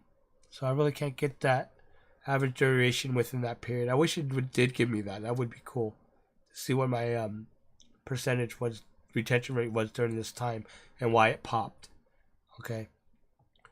But let's go to the last 28 days. But again, like I said, these stats now pertain to that particular video. This has been going up. It's a good sign that because I made those live stream videos, those 2 live streams, now 3rd one from yesterday, it is helping boost my videos up again.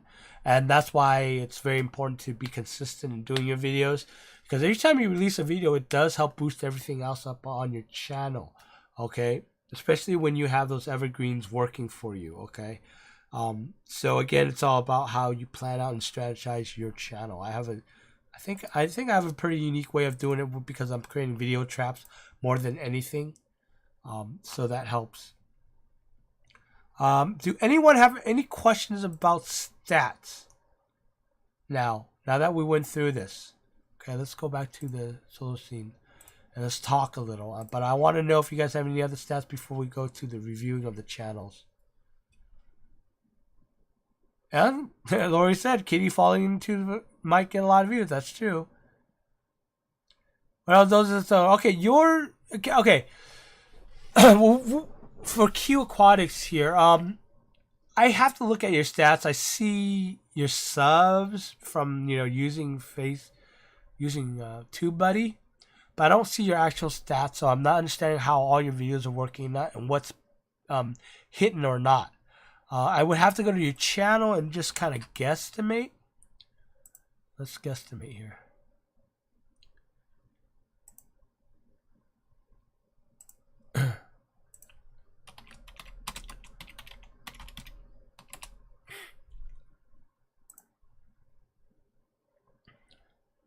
Let's guesstimate here because you're just making videos. You're making videos, but I want to know what your plan is. We got to look at your plan. In your channel analytics to see how your subs are going. Yeah, you're getting into it. So you are at least getting subs. 3 or 4, that's not bad at 530.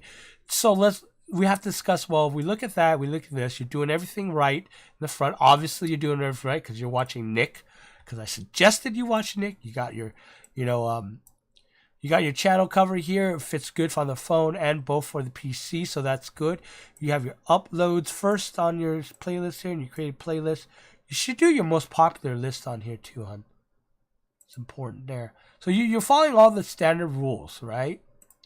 And that's important. You're following the best practices because you're hitting all those channels I told you to hit to help you do that. So that's good. So you got that. So now we have to drill in and saying why, and I can't do it without looking at your stats. But let's see what we can see just from the outside. Let's look at what your most popular video is right now.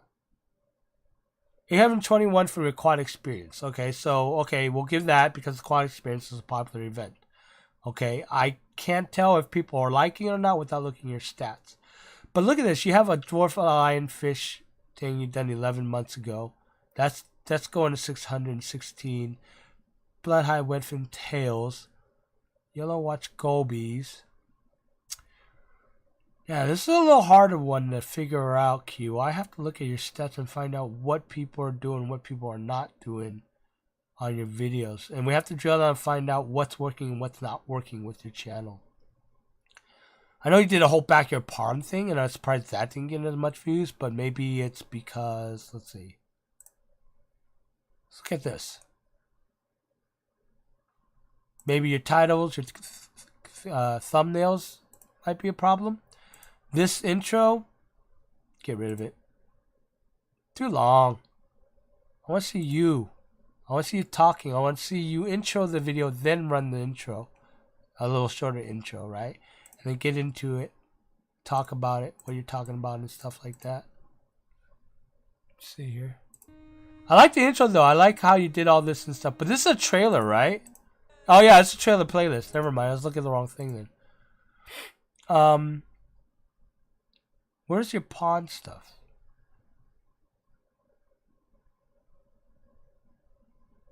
Q, how are you getting your...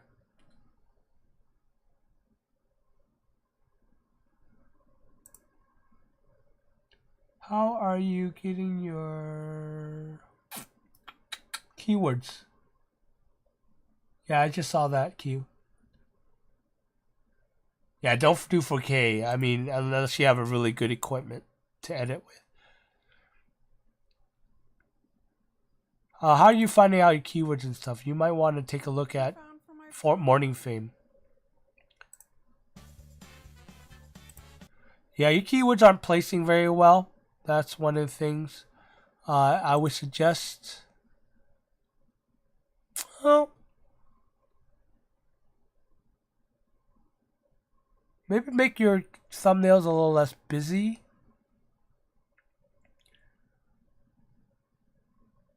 We'll have to dig in your stats and take a look and see what's going on. Because I've been wondering that myself. Been wondering how you're doing because you're following best practices. So it has to be somewhere else now. And you got all this done, right? So we got to look at your videos itself and see what's not catching the people's attention, what is, kind of thing. Let's see. I just checked my click-through rate for my channel as a whole at 10%. That's good. So you're doing something right with your thumbnails. But now you got to keep them at your videos. So we'll have to take a look at that. One of them at 17%. Yeah, that's good. So we have to see why it's doing that. And that'll help us know whether or not you should do more of those later. And you gotta follow your pattern. You got to go with what will work.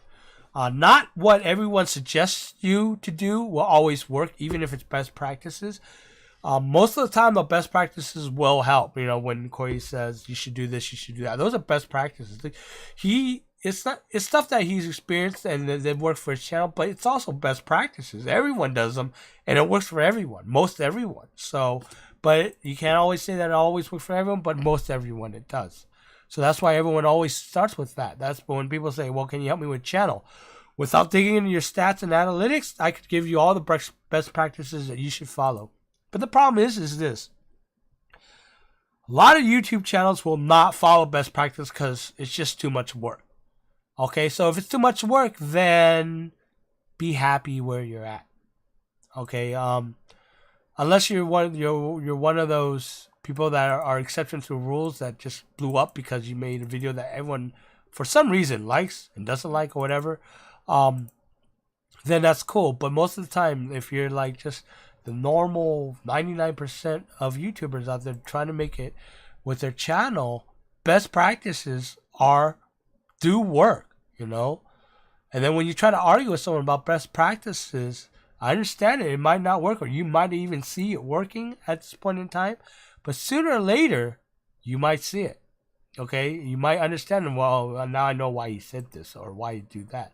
But again, always exception rules. I don't agree on some of the things, like live streaming. I don't agree that you shouldn't be doing them because I know channels that only do live streams and they're really super huge. Okay? Some people say, well, don't sit there and talk, just commentary, about things. So no one's interested in that. Yeah? Well, if Jeff's still in this chat right now, he'll tell you that's bullshit because Jeff, because we have a person in the War Gamers Consortium that does only commentaries, but he does it so well. He is such a pleasant guy that people tune in droves just to listen to him talk. All right, it's just one of those things that you can do it if you have it. If you have all the pieces together where people say won't work, will actually work, then you just go with it, right? And Jeff, I hope we're talking about Adam, right?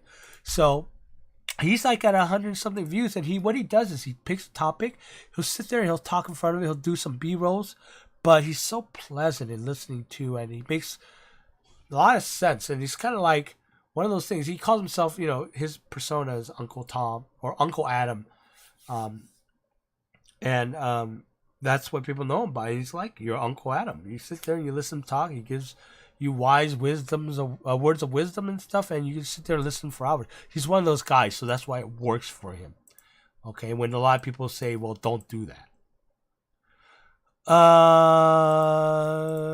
Nara Karaku, I actually subbed to you. I came from a random video on the side, so I'm glad.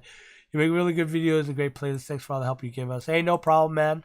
No problem. Glad it helps. Oh, you are using Morning Fame. All right, so we have to dig in your stats. So let's pick a time and we'll sit together, and you have to give me access to your stats. Put me as a manager, whatever. I'll tell you how to do that, and we'll go through your channel.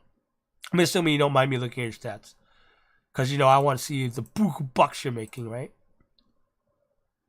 You were using Morning Fame in the last video. Okay, cool. Morning Fame's will help you get there too and stuff like that. So hopefully you're getting keywords done, but I think it's mostly due how you do your videos and maybe something that you might be presenting better. You could do better or stuff like that. Sometimes something a little too. Do a Q&A for. Try it. The only thing you could do is just try it. Don't always take someone's word for it and say it don't work. See if it works or not. And most likely it might not work, but it's better for you to just try it and see if it works. That's what I do. A lot of people say it don't work, and I'll go look at it and say, well, let me try it. Yeah, you're right, it doesn't work. Or I could try to make it work, kind of thing. No one ever says my name. Nara Kasuku? Nora Kasuku. I said your name. Norakashaku. Gotcha. Norakashaku. Alright. So that went through the analytics. Any other question about analytics? Now, there's another thing I was going to talk about. Let's show browser again. That's right. So this is my current channel, active channel. This is currently what I'm doing. It's the Aquarium channel and stuff. Now I have other channels out there, as some of you guys might know. We'll take a look at the stats. The first, and now I have to show you screenshots, because if I switch to those accounts, it's going to drop the live stream. I realized that earlier today. I was like, oh wait, if I switch accounts, it's going to drop the live stream on you guys. Oops. So let's take a look here. This is my Wargamers Consortium. This is my tabletop channel. I do wargaming, which we play with we paint miniatures and we play with them on the table. If you follow Pet Tech, he does another channel. That's what he's into too, as well. Pet Tech. If you guys follow him, he has another channel. He does tabletop too, which I thought was really, really cool. So this is the thing I was talking about that I'm on to build with Jeff into making into a kind of like a little group of people. Wargaming, just a little history on it. I started a channel as Wargamers Consortium, and then I got a bunch of people together. You see a list of them all right here, and we became really good friends. But what we did was got to a think tank.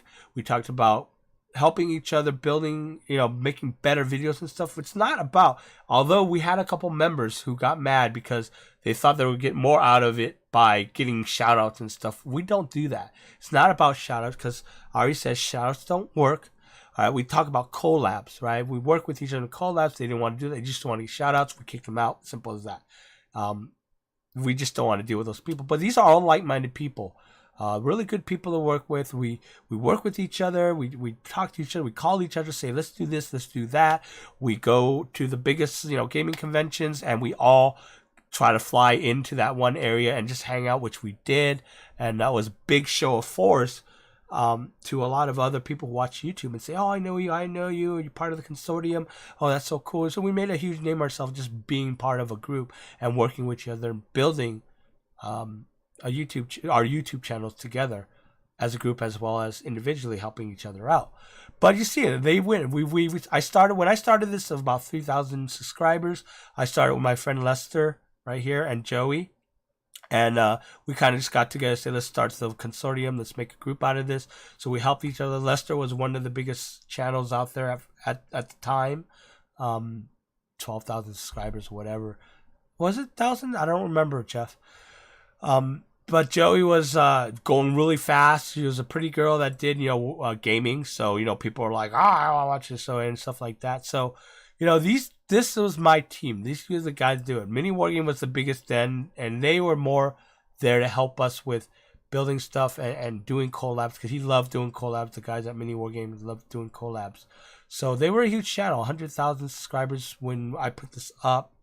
So they helped us kind of in a way by doing collabs together with each other and stuff. And the guy who runs Mini Wargame, one of the guys who's kind of like my brother from another mother kind of thing. We became really good friends.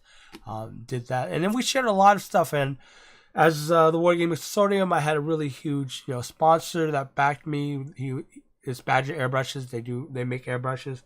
He's a good friend of mine too. And then I brought him on, and I got everyone airbrushes so they could do reviews and stuff on their channel. So we started, gathering, vendors that want to support us and stuff like that. So we made a name for ourselves in that way, and we grew. Tabletop Ninjas is the guy I'm talking about. This is Uncle Adam, and he created a huge his channel. He started after us, I believe. All right, and then we helped him build his channel. We helped pimp him out, and now he's at 100,000 something subscribers. And so he grew really big. Terrain Tutor too. He does terrain. He teaches you how to make terrains and stuff. He grew really big too. He joined up about 3,000 subscribers or whatever. So we worked together to get things working and going. So that is that group. So now that I'm done talking about that and tooting my own horn, going back to my channel. So right now, since I stopped, it's still slowly growing. 24.5 thousand subscribers. Okay. This is the current stat of the lifetime. Now, this whole block here is before they started doing stats. Right? So I started this channel before they did all these stats, really cool stats and stuff. So you can see how my scheduling of making videos. So it comes on, and then you see, obviously, I stopped making videos because I started doing more events. So I kind of stopped making videos because of that. I did live events. I went to cons. I did more events live, face to face, because people wanted me meet me face to face, teach them stuff face to face in classes and stuff. So a lot of my videos dropped from that, and we did a lot more events. And then I just stopped doing it completely when I got into the Aquarium channel right around here.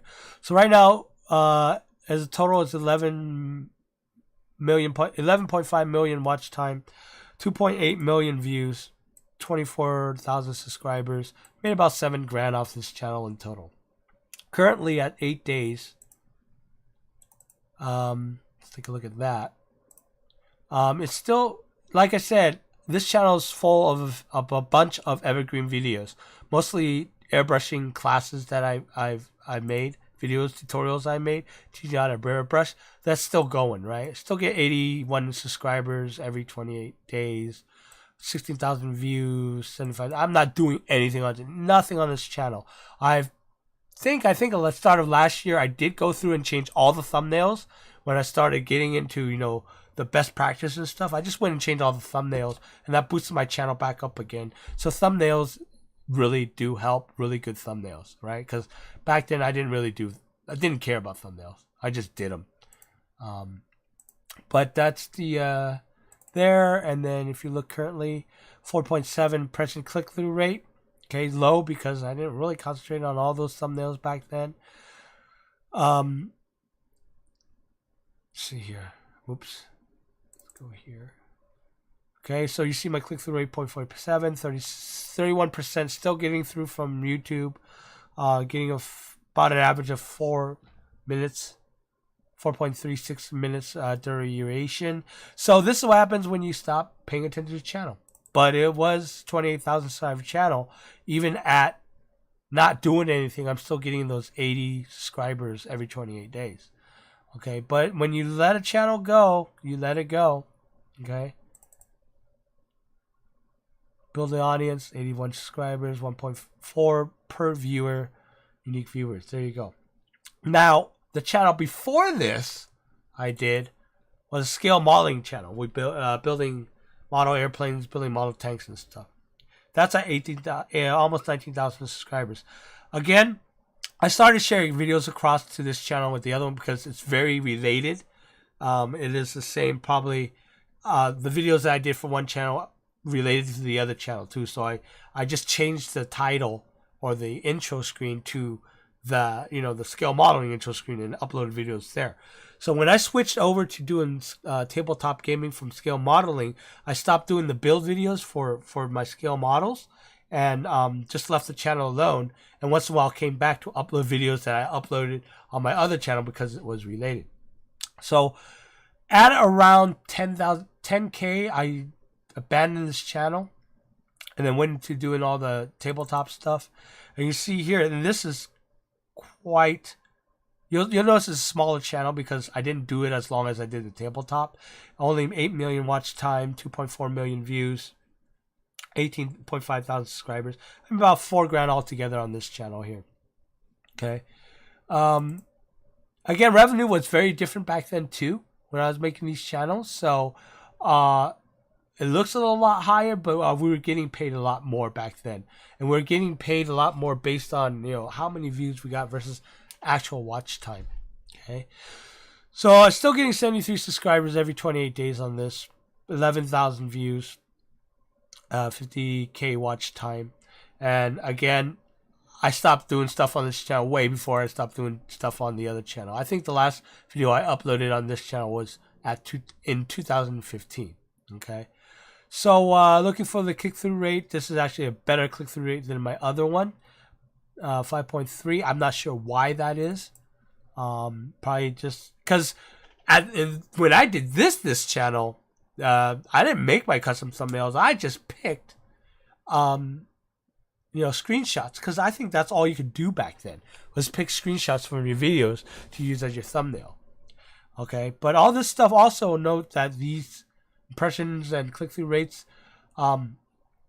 isn't the lifetime of the channel, because when I made this channel, we didn't have all this. They weren't taking these type of stats back then. So this is really the stats from not when the channel started, but when they started taking these kind of stats. All right.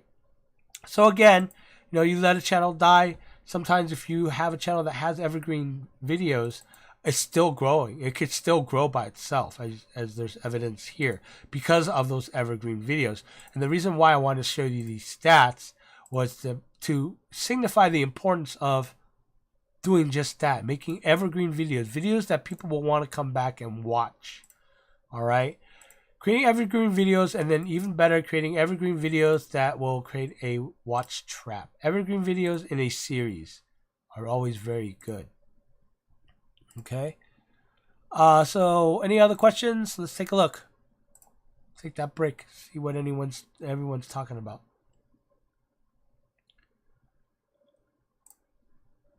Yeah, he does some really good painting. It's fun. You should see some of the stuff that other people do. It's freaking almost realistic to some point. It's crazy. Yeah, CloLab's fun. Who are we talking about, Jeff? It's close to that 20K at the time, 50. Oh, you're talking about Les? Yeah. Yeah, Les, he does. Here's one of the things. In that Wargaming Consortium, each of us have different channels, even though we're doing the same games. Some of us focus on specifically on specific games. Some of us do general gaming. Some of us do different type of style channels. Like if it's a vlog style channel, that's mostly what they did. Like I said, our friend Adam, he does commentaries mainly, mostly all commentaries. And he did really good with that, where most people won't do good with that because they just don't have that type of personality to do that. Some people were all mainly tutorials. Les was one of them. And Les did tutorials, and he released tutorials every 2-3 months. And his channel got big. The reason why is because when you film a tutorial, you're filming 5, 6, even 10 hours. And then you cut that up, and then it comes out to about hour-long tutorials, hour-and-a-half-long tutorials. They're really long tutorials, but you sit there and watch them paint, and you learn how to paint from from 0 seconds to the hour, right? You watch him do it. So he did a lot of those type of tutorials, and that's why you have to. That's why when people say releasing one video a week isn't always the right thing to say. It depends on your channel. In general, as a rule, one video a week will do your average YouTuber the average. Okay, you'll grow your channel very slow. versus if you did 3 days a week or whatever. But in some exceptions, there are exceptions to the rule where you have like my friend Les. He does videos. He releases videos every 2 or 3 months because those videos are pretty long. There was a time where he rocked it out. He rocked like, I don't know, like 6 or 7 videos in 1 month. I don't know how he did that because editing for those type of videos is just freaking nuts. In our hobby, a lot of it I think is a lot of just sharing and a lot of vlog and stuff. Right now, I haven't been devoting much time for any channel right now. Not even the Aquarium channel right now. Getting back into it, but mostly it had to do with holidays. Got burned out, and the way I have my channel set up right now, it doesn't harm me that much to take 2 or 3 months off. Unless I want to grow really, really fast and stuff, then I would have to follow that rule where I do 2 or 3 videos a week. Again, it's really at your pace. But for me, the way I have it set up, my YouTube channel, I could take that long of a break without actually losing anything. Okay, as opposed to someone say like River Life, who might stop making videos and his channel might go stale because he hasn't built up that repertoire of evergreen videos or evergreen watch traps and stuff like that. But when I do a video, I also spend a lot of time on my videos, even if it's a vlog. So I always do my research first. So that takes a few hours. I do the filming. That takes about an hour, 2 hours, depending on what it is. And then I edit, which takes 5 to 10 hours, depending on what I'm doing depending on the type of video it is. Shorter if it's a vlog type of video, more extensive when it's one of those tutorial videos where I'm standing from the screen. And again, you got to choose your flavor. A lot of it has to do with style. A lot about who you are. And this is a really good... This is a tip, I think it's a tip for Q Aquatics. She's all in here. Style. Style means a lot. For all of you, actually. Style means a lot, especially when you do vlog type of videos. You got to make it your own. You got to have style that people will like. And then use that style. Make that. What are you? Remember we talked... Q really earlier on about your channel. We went through it before really quick just to see how you had it set up. Talking about the whole biker chick vibe type of thing, leather jacket, bandana kind of thing, and we thought that would be a good persona kind of thing. It's a little like campy, it's a little clicky, but in a way it does work. You don't have to go full out, but that could be your brand. Okay, that's when we're talking about brand. That's who you are, that's what you are, and that's maybe what you want to present to your viewers and stuff. And that could be a running type of gag or something. There are little tips and tricks that will help you really connect with the audience, not just production value, but how you present yourself to the audience itself. So let's go to the browser and let's go ahead and go through some channels. All right, River Life. Now I went through your channel. I went to look through really quick. Well, I didn't look through quick. I actually been browsing a lot for it, and I've been trying to figure out what would be cool. See, the thing is, you're all over the place. That thing I was talking about, you're all over the place. And I've been looking at some of your videos. One thing that really caught my attention was videos like this. All right, I figured out the audio too, so you guys hear along with me. Until it knocked out all the power, and my aquariums began to lose heat fast. So I want to show you guys this. Hold on. Let's start from the beginning. The snow was beautiful until it knocked out all the power, and my aquariums began to lose heat fast. Tree limbs had gotten involved with the power lines under the weight of snow, and that required tree limb removal to be involved in the restoration project, which ended up taking 2 days. During that time, as the nights grew colder, the temperature dropped into the teens. I wasn't sure what the losses were going to be, but I did everything I could. I had heat packs taped to the sides of glass. I had a couple of battery-operated air pumps, and I had gone outside to check on the koi. There was over an inch of ice on the koi pond. It was good to check on the koi. I was glad to see them kind of huddled up together. Hey, now I'm going to skip a little ahead forward here. Now this is storytelling at its best. Right? And this is what I'm seeing in your This is what I'm seeing in your channel here. And I'm going to do this thing where I go over your channel and I'm going to say what, if I were you, what I would do kind of thing. All right, you have a knack for telling stories. That was great. When I put on that video, I was actually listening. I was like actually drawn in. Now, if you could do that for most of your videos, that would be awesome, right? Now, your editing and stuff like that, of course, obviously, could be tighter. But you know, you're testing, you're messing with stuff. I noticed that you're learning a lot of things just from watching these kind of videos right here. Okay, but like this, you start with a story, and then suddenly you did a drastic change here, right? So maybe you should try to keep within that storytelling mode instead of getting and not sit yourself in front of a camera like what I would do kind of thing, because you have the knack for storytelling, you have that personality type of thing. I would suggest the style, you know, this is when we're getting the style now. Let's forget about production value stuff. That stuff you can learn. I can teach you that stuff. You can learn from that stuff. But I could see you with your personality and stuff, a Casey Neistat of aquariums kind of thing, where most of your videos is storytelling vlogs kind of thing.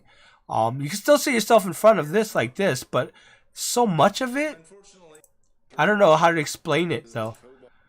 Is that you're not saying you're showing stuff, which is fine, but maybe more more b-rolling on that on what you're trying to show, instead of just pointing up the camera and type of thing. I do that only when I'm doing live streams, because I know no b-rolls for a product. Other than that, otherwise, if I do an actual on-demand kind of video on a review, I would actually film it or take pictures of it, so I could actually show it much better. But that's beside the point. What I'm trying to say is, you have a telling story nature, you have a telling story presence, you have that look that you could do it. If you don't know who Casey Neistat is, please tell me you do. If you don't, go check out his channel. He vlogs. Everything about him is about storytelling. I think you'll do good as that type of channel, and as well as just fits your name, River Life. Right? That's the River Life. You're telling a story about whether or not you're going out to the river or you're going to show something about aquariums or something. You have that storytelling skill. That's what I was trying to tell you in the IM, is that if you can find a way, and I can help you with that, to give that storytelling to every single one of your videos. And that is the big thing. Storytelling is the biggest thing in YouTube right now. For whatever you do, you're going to get a lot of views. You're going to get a lot of people clamoring and watching you. You have that personality to do it. Okay? It's just like the thing I was explaining about my friend Adam. He has that way about him about telling that commentary. I bet you could do the same thing about changing a lot of your style into a storytelling mode instead. Watch Casey Neistat if you don't know who he is, or if you already watch him, pay close attention. Just go back and watch his video and pay close attention to how he does things. Right? He's telling someone's story. Another channel you might want to take a look at that's really good at telling stories is called Dan Mace. He's one of my favorites, and I love the way he tells stories. Right here, Dan Mace. All right, this guy, he hangs around Casey Neistat, and he has a really unique way about storytelling and filming and stuff like that. So if you want to, so for you wanting to, improve your channel, you might want to look in that direction. You're making those type of videos, because I think you got it. You just got to, I guess, figure out how, and I'll help you how to do that. But other than that, other than you just tightening up some of your production skills, which everyone's gonna do when they're learning how to do this stuff, and you're on your way to do it, you're doing good. You're fine. See, like this stuff, jolly. I like it. It's a good intro. I just can't believe it. It's so great. Boom, and right in your intro, I'd skip that. I skipped that. I just can't believe it. It's so great. Something short like this was it. But you already got me in there. You got me, and then you showed your intro, and then you told your story of what's going on. What is up, River Lifers? Cheers. Right? Sometimes It's that thing that that charisma you have. I think you should go with that. Okay. Quick break. What are you guys talking about? Anything interesting? If this thing will pull up.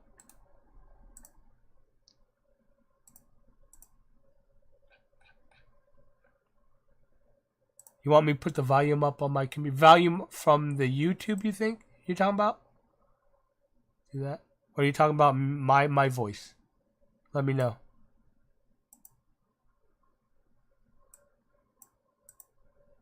Nara Kuroshaku. I keep thinking about making videos from fishing reptiles, mostly just to show what I'm doing with them. I really love to see the updates, the projects I follow from the start. Do it! The first thing you need to do is just jump in and do your first video, and then you'll get hooked, I think. Alright. A lot of people are asking me about stuff. Ask me advice about doing videos, and they're like, "Oh, I could do this." I go, "Talk about it, just do it." Jump in and do that one video. Show me that you actually want to do it first. And trust me, when you do that first video, you'll know whether or not you want to keep doing it. Okay. River life is fun.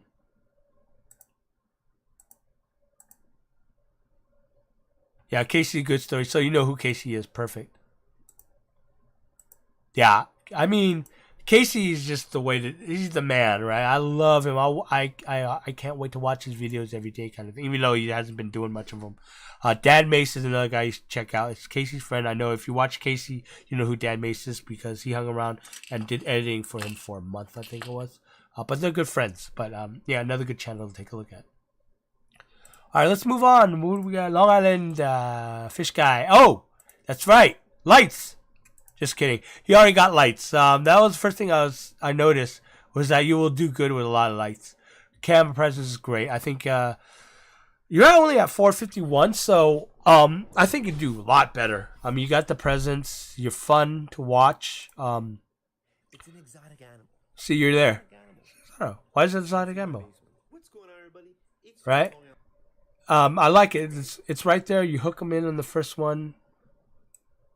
I don't know if you again. Let me know about the chat, the volume. I don't know which one you're talking about. Before we go on, I want to know if I should up the volume or not. Oh, YouTube volume. Okay, gotcha. All right. Here, we got him.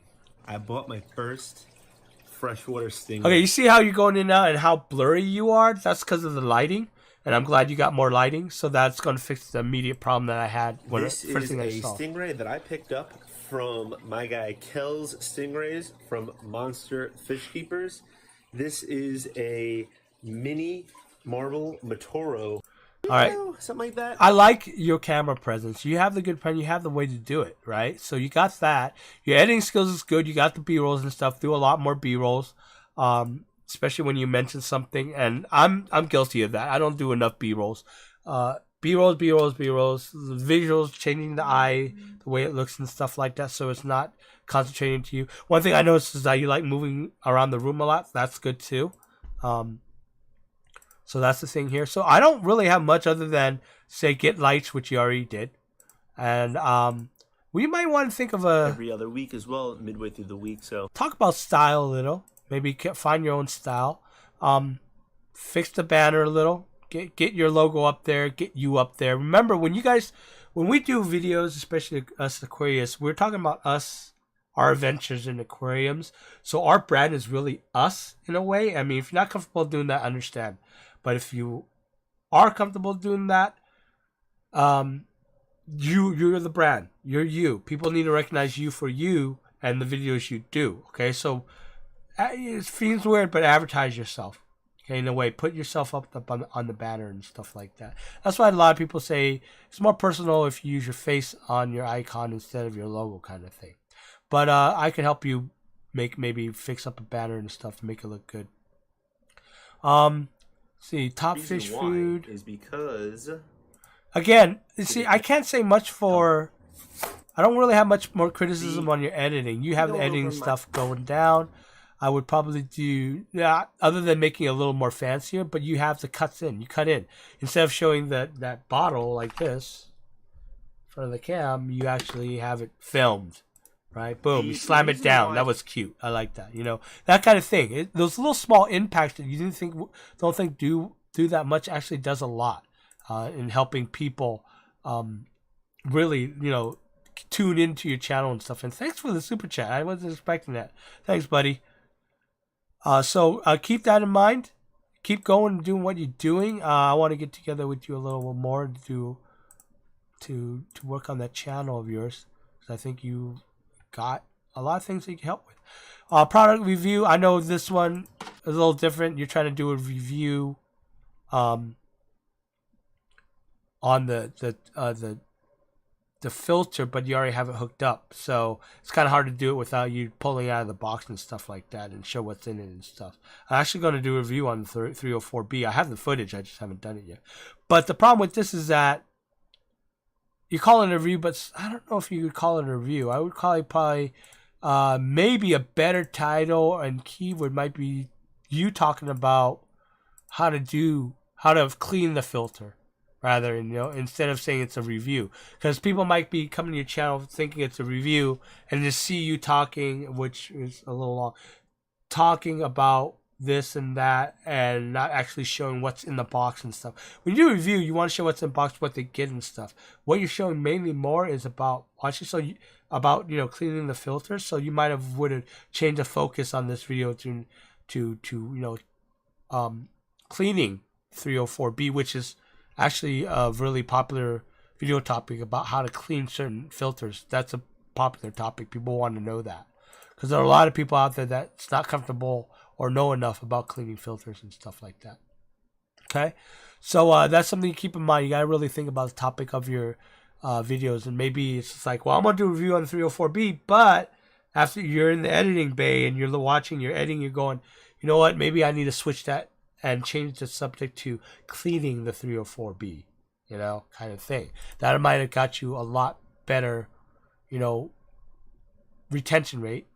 Hopefully, I don't know what your retention rate is on that, but we could go through it later. It might be good retention rate. I don't know. I'm just guessing here. So, but those are the things. Or you might look at it and say, well, maybe I could split this video up into a review video and how to clean video. So you got 2 videos, and you stretch it out a little longer between each video, instead of just cutting it straight in half. But stretch it out a little when you have 2 videos based on the same topic.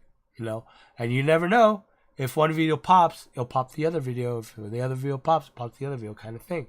You got the seesaw thing going. So when you're making videos, think about it. Think, can I make this into a second video? Is this all this footage I got? Maybe I should get more footage and I can make it into 2 videos. Maybe I call a friend up and say, hey, are you going to buy the 304 video or filter or whatever, so you could just take it, use it so you can film the stuff and make an actual review video out of it, and stuff like that. I know there's other ways, there's stuff around that kind of things, but stuff you should think about. Stingray is always a good topic. Let's take a look at what your biggest topic is, and I believe, or your most popular videos are. Best way to prepare driftwood. What is your retention rate on this? Do you know? I don't know. Are you even in the chat still? You should be, yeah, because you're telling me about the volume. If you don't know, we will look at it later.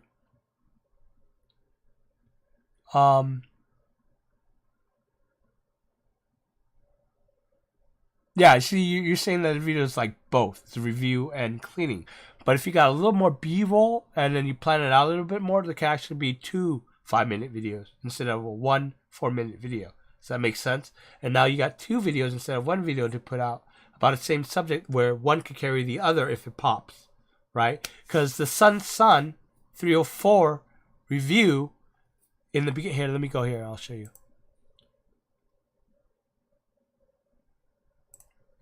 High bioload. The Sun 304 review keyword would do much better if it was up in front here, and then you put the best counter filter over here. All right. Search keywords. Your search keyword should be in the front of the title, and then you follow up with a hook. Best counter filter ? Kind of thing. Okay. So keep that in mind when doing your topic. But wouldn't it be nice also to say have a sun, right? Oh, why is my stupid thing so wide?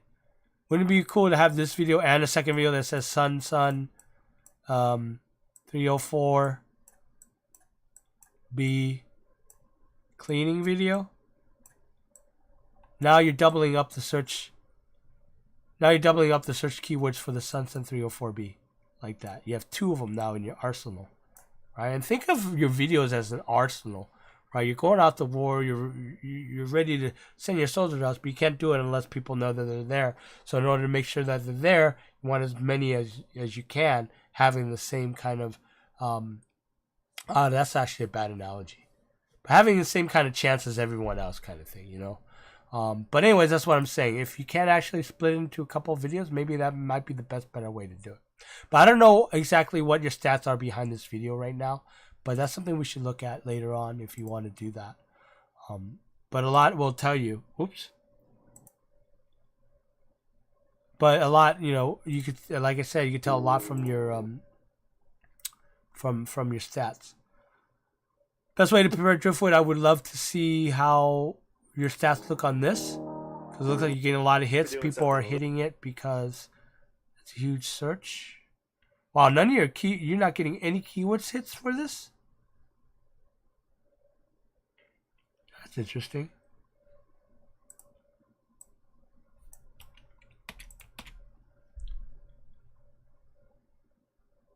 Add this to your keyword right here. You see these right here? Add it to your keywords. So it helps with your search. Let's see if you pop up. If I'm saying prepared driftwood or preparing driftwood, how would I search? I'll probably go preparing driftwood. There you go. You're right here preparing for driftwood. But if you look here and you do prepared driftwood, make sure that's one of your keywords. Oh, there you are. Nice. 5th video down. That's good. I don't know why you are not showing up on your keywords. Yeah, get your keywords in there because it will help you place. A little different. Yeah, because you don't have it in your keywords anyway here. So hit those keywords because you might get better rankings than that. And not only that, you get better ranking on Google search itself. Okay? So make sure you get that. I don't know what your click-through ratio is with this thumbnail. Something we got to look into too. The other next video is first look at bamboo shrimps. You got to do more of these care videos, I noticed. If I go to your channel, the first thing I noticed, first thing right on my eyesight was these care videos. Was it you? Yeah, care guides. I would probably put this on top of the unboxing videos. Everyone likes care guides, especially us Aquarius, because we want to know how to care for things. All right. First look at Oscar. She should be doing a lot better. I think your Oscar might be doing good, but if you don't have your keywords set correctly. Oh, it looks like you're doing more keywords here. But none of it is ranking. Either that, you have it turned off. Do you have this thing turned off? Retention is 42%. Now, if we could make that better, that'd be awesome, right? Get up to 60%. But that has to do with the flow of your editing on that. Because I was watching that. I'm like, oh, this flow can be much, much better. Retention is 50. That's good. It does too well in the video. Okay. I don't know what too well is, though. But we'll take a look at it. I mean, if you want to go there, we'll take a look at it. But if it's doing that well, yeah, leave it alone. But yeah, other than that, I think you're doing good. I think you just got to keep going, and we'll try to figure out better ways to get those videos out there. It might be probably your thumbnails. But didn't you say you got big click-through rates? As a channel as a whole, or is it for one video? Or was that someone else that said that? I don't know. Let me know. But again, you had a good presence. You have the editing skills. Tighten up the editing. You're super old. And when did you do it? Maybe that's why it's a lot. If it's super old, and you got to look at how many views are coming in. If it's not that many, you could go ahead and change the meta on it. 2017. It's not that old. It's about a year and a half. About a little less than a year and a half. I don't know. We'll take a look at it. But yeah, other than tightening up your stuff and going through some stuff, getting your thumbnails to look a little better, clean up your cover page a little, get your branding going a little bit more. You should put your branding on your thumbnail. You're doing that right now. Okay. Oh, that's cool you are doing. Put it in one place so people know. You gotta remember when you go and look at these thumbnails, branding is important because this is where it comes in where you have to think of your channel like a business. We're not telling you to run it like a business, but when someone says that, when Corey says that, it's true. You gotta run it like business. I have business cards. Where'd it go? For my channel. So when I'm out at a fish store or something and talking about it, I hand my card to the guy on the fish store and say, "This is my channel. Come check it out." Sometimes they may ask me for more cards so they can get out, which is perfectly fine. I give it to them so they know who you are. You got to run it like a business in the way that even if you're not making money out of it, you want to pimp yourself out. That's the most important thing because you're doing YouTube. You can't rely just on searching stuff. You got to go out there, hit the ground running kind of thing, and show off your channel. And really, it is very cheap to get 500 business cards, going stuff. If you ask Jeff, who's in, I think, still in the chat. We went all out on advertising for the WGC consortium as a whole, and we did it through face-to-face advertising, hitting the ground pavement, kind of going kind of thing. We partnered with my sponsors to have him push out our flyers and our bookmarks. We did a lot of bookmarks because we use books in gaming and stuff like that. When he goes to his shows and stuff like that help build not just our channel, but as a whole, but as a channel, and you can't always rely or don't have to always just rely on YouTube search. There's just even the old school way of pimping out your channel. All right, let's go to the next one. Shishi's betas. I don't know if you're in here. First thing I noticed when coming in here was we need to fix this cover page. You need to fix up your front page. Remember, your first impressions does count even in YouTube. When someone comes to look at your YouTube channel, watches your video, or look at your YouTube page, you want to present them with that, hey, you're pro, you know what you're talking about, you're worth subbing to. Okay, so that's one thing we have to do is fix that up. But I did notice that I did go through a lot of your videos. You can tell I was watching a bunch of it. I think you're good. I think you just need to appreciate you stuff. Just get those skills up on the production. Again, we're here to help. I'm here to help if you need help with that. I know you're filming your phone. Hi, this is Shishi. And I like you talk to the camera. You talk to your people. That's what you got to do. I don't know if you're going to invest in Filmora. That's a little annoying. But yeah, there's a lot of things that I look at, like the ASMR. Oh, this bugged the crap out of me. I don't know if that's ASMR. It's supposed to feel good, but that background noise is horrible. Maybe put music instead, but I don't know if this was done on purpose or not. But maybe you should overlay music instead on that video. Let's see. You have some good topics that you could actually work on and make it into more of a structured video.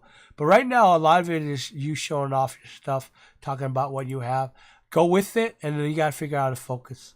What should we focus on? You got a lot of betas. Maybe you should be like a simply beta kind of thing where you talk a lot about your betas. Oh, and goldfish too. So maybe not just betas, but a lot of it's your betas. So think of something that you can focus on. But other than that, I like it. Your vlog channel. So watch a lot of vlog. If you're sharing channel, which is basically a vlog channel, watch other vlog channels. All right, and see what they do, and you can pick up a lot of tips if that's the type of content you want to make. Okay, but I like this. Get those editing skills up, and I think you'll do good. I like it that you can put you don't have a problem putting your face in front of the camera and talking and stuff. So that's a plus. That's a big plus. And of course, you got that woman factor. I always mention that because you have like, oh, you got the woman factor kind of, and a pretty woman factor kind of thing too. So, it helps. And people like say, oh, you shouldn't say that's bad. I don't know why. Why is that bad? That helps in building a channel. If you're trying to build your channel big, use some of that. You're a pretty girl, so put yourself in front of the camera. Why are you hiding that? Charisma is the biggest thing about presenting yourself on YouTube. Not only do you have to know what you're talking about, but you have to know what you're talking about, not in a boring way where people want to slit their wrists when they're watching your channel. So keep that in mind. But I like where you're going with this. You're pleasant to watch, and just keep going. up those production values because I think you could do it. I've seen some of the stuff that you shoot and stuff like that. So it's all the little tiny stuff that you need to learn. Other than that, I like it. I don't know if Fishner Vlog's in here. I don't know if he's going to watch the playback. I support his channel a lot because I've known him for a while now. And I really like where he's going. He's the young kid that's going to bring the young guys into our hobby. If he could just push his channel up a little bit more. He's very, the V-like, he's very edgy kind of thing. So that's why I really want to push him, really help push him. He's like, what is it? The Challenge the Wild guy? But I think you'd probably do better than him. Challenge the Wild, he's alright. He's a little overboard. He doesn't, you don't need to be completely over, but I think I understand why he needs to, both Fishner Vlog and Challenge the Wild, because at that age, you kind of want to go overboard and be a little outgoing and kind of stuff. But you know, he does some things. I like how he did a roast on King of DIY with being it funny kind of roast. You know, making fun of him rather than just dogging on him and hoping to get hits from that. But I like how you did that. There it is, the roast one. 374 views. That's good. Even Joey went and partook in that and left him a comment. It's just stuff you like to do. Other than that, welcome back to another video. It's just Today's video is watch Casey Neistat, watch Dan Mace, go with that type of thing. Again, that's the same thing I suggest for River Life. You're all mostly vlogging kind of thing. So hit that, watch those channels. You have the personality to do it. You have the editing skills and the production skills to do it. So I think maybe you should start picking up those topics. Find what works well in our hobby, and most importantly, what River Life has that you're not doing really is the storytelling. I think if you add that little much into it, watch Casey Neistat. If you add that little bit to it, that's probably maybe your missing piece there. Now, I only did Fisher and Vlog because I'm not sure if he's in here. Oh, he's not. So hopefully, let him know that I reviewed his channel anyways. But I just wanted to just bring him up because I wanted to say some stuff about that to him. Okay. Second thing, your channel banner, you need to squeeze it. This is not looking. You can only see this on your phone, which is fine. But I want to see your pretty little mug in that cover, right there. Okay. So yeah, I don't know how long we've been going. What is that? 2 hours and a half? Wow, another 2 hours and a half stream. So, anyways, I hope you guys learned a lot from this. Let's see what is there anything else you guys said in here? Let's see. Got it. Got the volume thing. Hopefully you can hear a little better. What's up, VB23? How you doing? Thank you again, Matt, for the $10 super chat there. Yeah, by the way, there's nothing that me and Jeff, the Loach guy, which is insane, was talking about is doing a WG concerning thing with the coalition. And there's a few of you guys actually in here that I want to talk to you about doing. So let me plan it out a bit because it's a lot of setup and a lot of figure out what we want to do as a team if you guys are interested in doing that. So I will contact you soon about that. But the reason why we did say that was Jeff was saying, yeah, couple of these guys is out here by me in the East. I'm in the West Coast, so all you guys up in the East Coast, which kind of sucks. But a lot of you guys are that I like to talk to. But yeah, if you guys are around that area, join that local fish club. I don't know. Jeff will tell you. He goes to those and it helps. Sorry guys, I'm going through chat right now. Trying to catch up. Your average click-through rate is 10%, which is good. I like that. Matt's Monster Fist, Visa print cards. I go to gotprint.com. The only reason why I use well, they're good too at gotprint.com. It's just like literally down the street from me. So I go pick it up. I don't have to pay for shipping. That's why. So, the words of advice you've been hit ever since workshop number 1. Woohoo! I hope in good ways. So I hope not in that kind of way. But yeah. Alright, that was my... Yeah, the roast was hilarious. That was my little joke there. Any time for shooting tank builds. What does that mean? Any times for shooting tank builds? I don't understand what that means.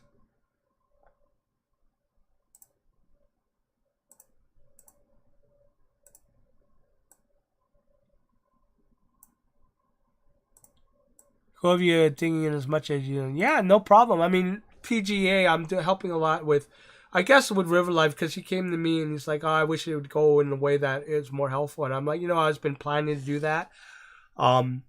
I was planning to do it on YouTube Coalition to make it more like all this advice and stuff like this, and not the sharing thing. But TGA went and did that new rule where there's not that much sharing, and then I talked to Jeff about doing the YouTube Coalition into that thing we're talking about. So I want to use that group for that. So I'm just gonna do these type of things with both groups, mostly targeting TGA.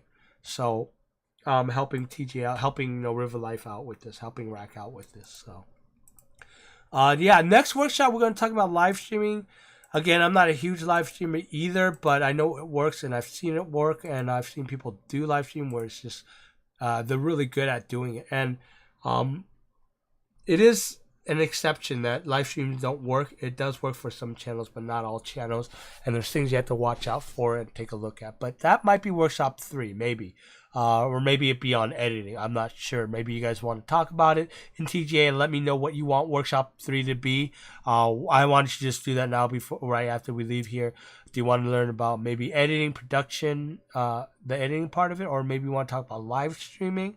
Live streaming probably won't be that long of a episode. I know the editing part will be, or any other subject you want me to hit, or at least for the next one, because we could always do the other subjects later, whatever. Someone of you guys can make a poll. I don't know, whatever. But anyways, hello. I've set up a third tank, organic seashell comp 20. I don't have anything in it. The water hasn't been clearing up for months. Water changes. Do your water changes? If not, try to use ChemiPure. No, not ChemiPure. Yes, ChemiPure. No, what's that one that helps clear? Yeah, I think it's ChemiPure. No, it's not ChemiPure. It is. I can't think about it right now. Right now, my mind's on YouTube advice, not aquarium advice. So, yeah. Oh, tips for aquarium builds. Just film it. Make sure you have a.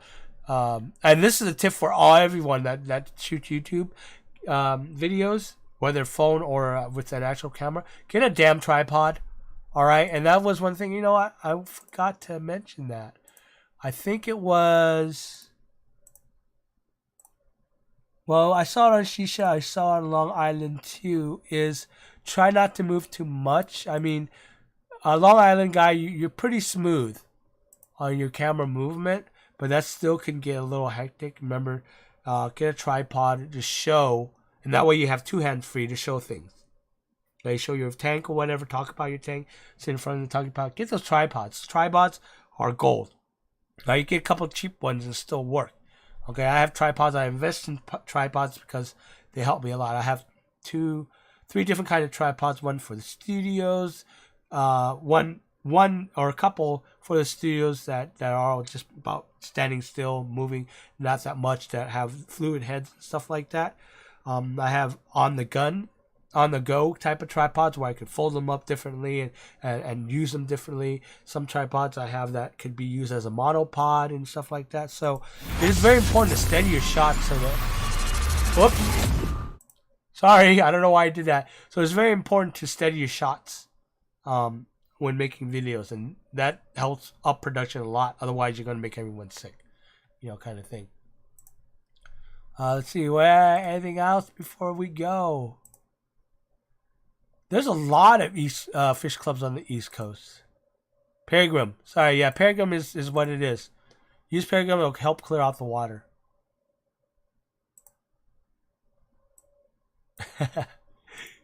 Oh, good old Matt's Monster Fish. You cheater, you cheater. Oh, yeah, you have that gimbal. I saw that. Well, use your tripods a lot more then. All right, Anthony? That's what I'm just saying here, all right? All right, guys, I will see you in the TJA group as well as in the Coalition group if you actually join that one up as well. And thank you for joining me on this workshop. And let me know in TGA, someone started either a poll or talk about, let me know what you guys want to do for the next workshop, okay? Love you guys. Stay wet with your tanks. That's my outro for all my videos. And have fun out there. I will talk at you guys laters.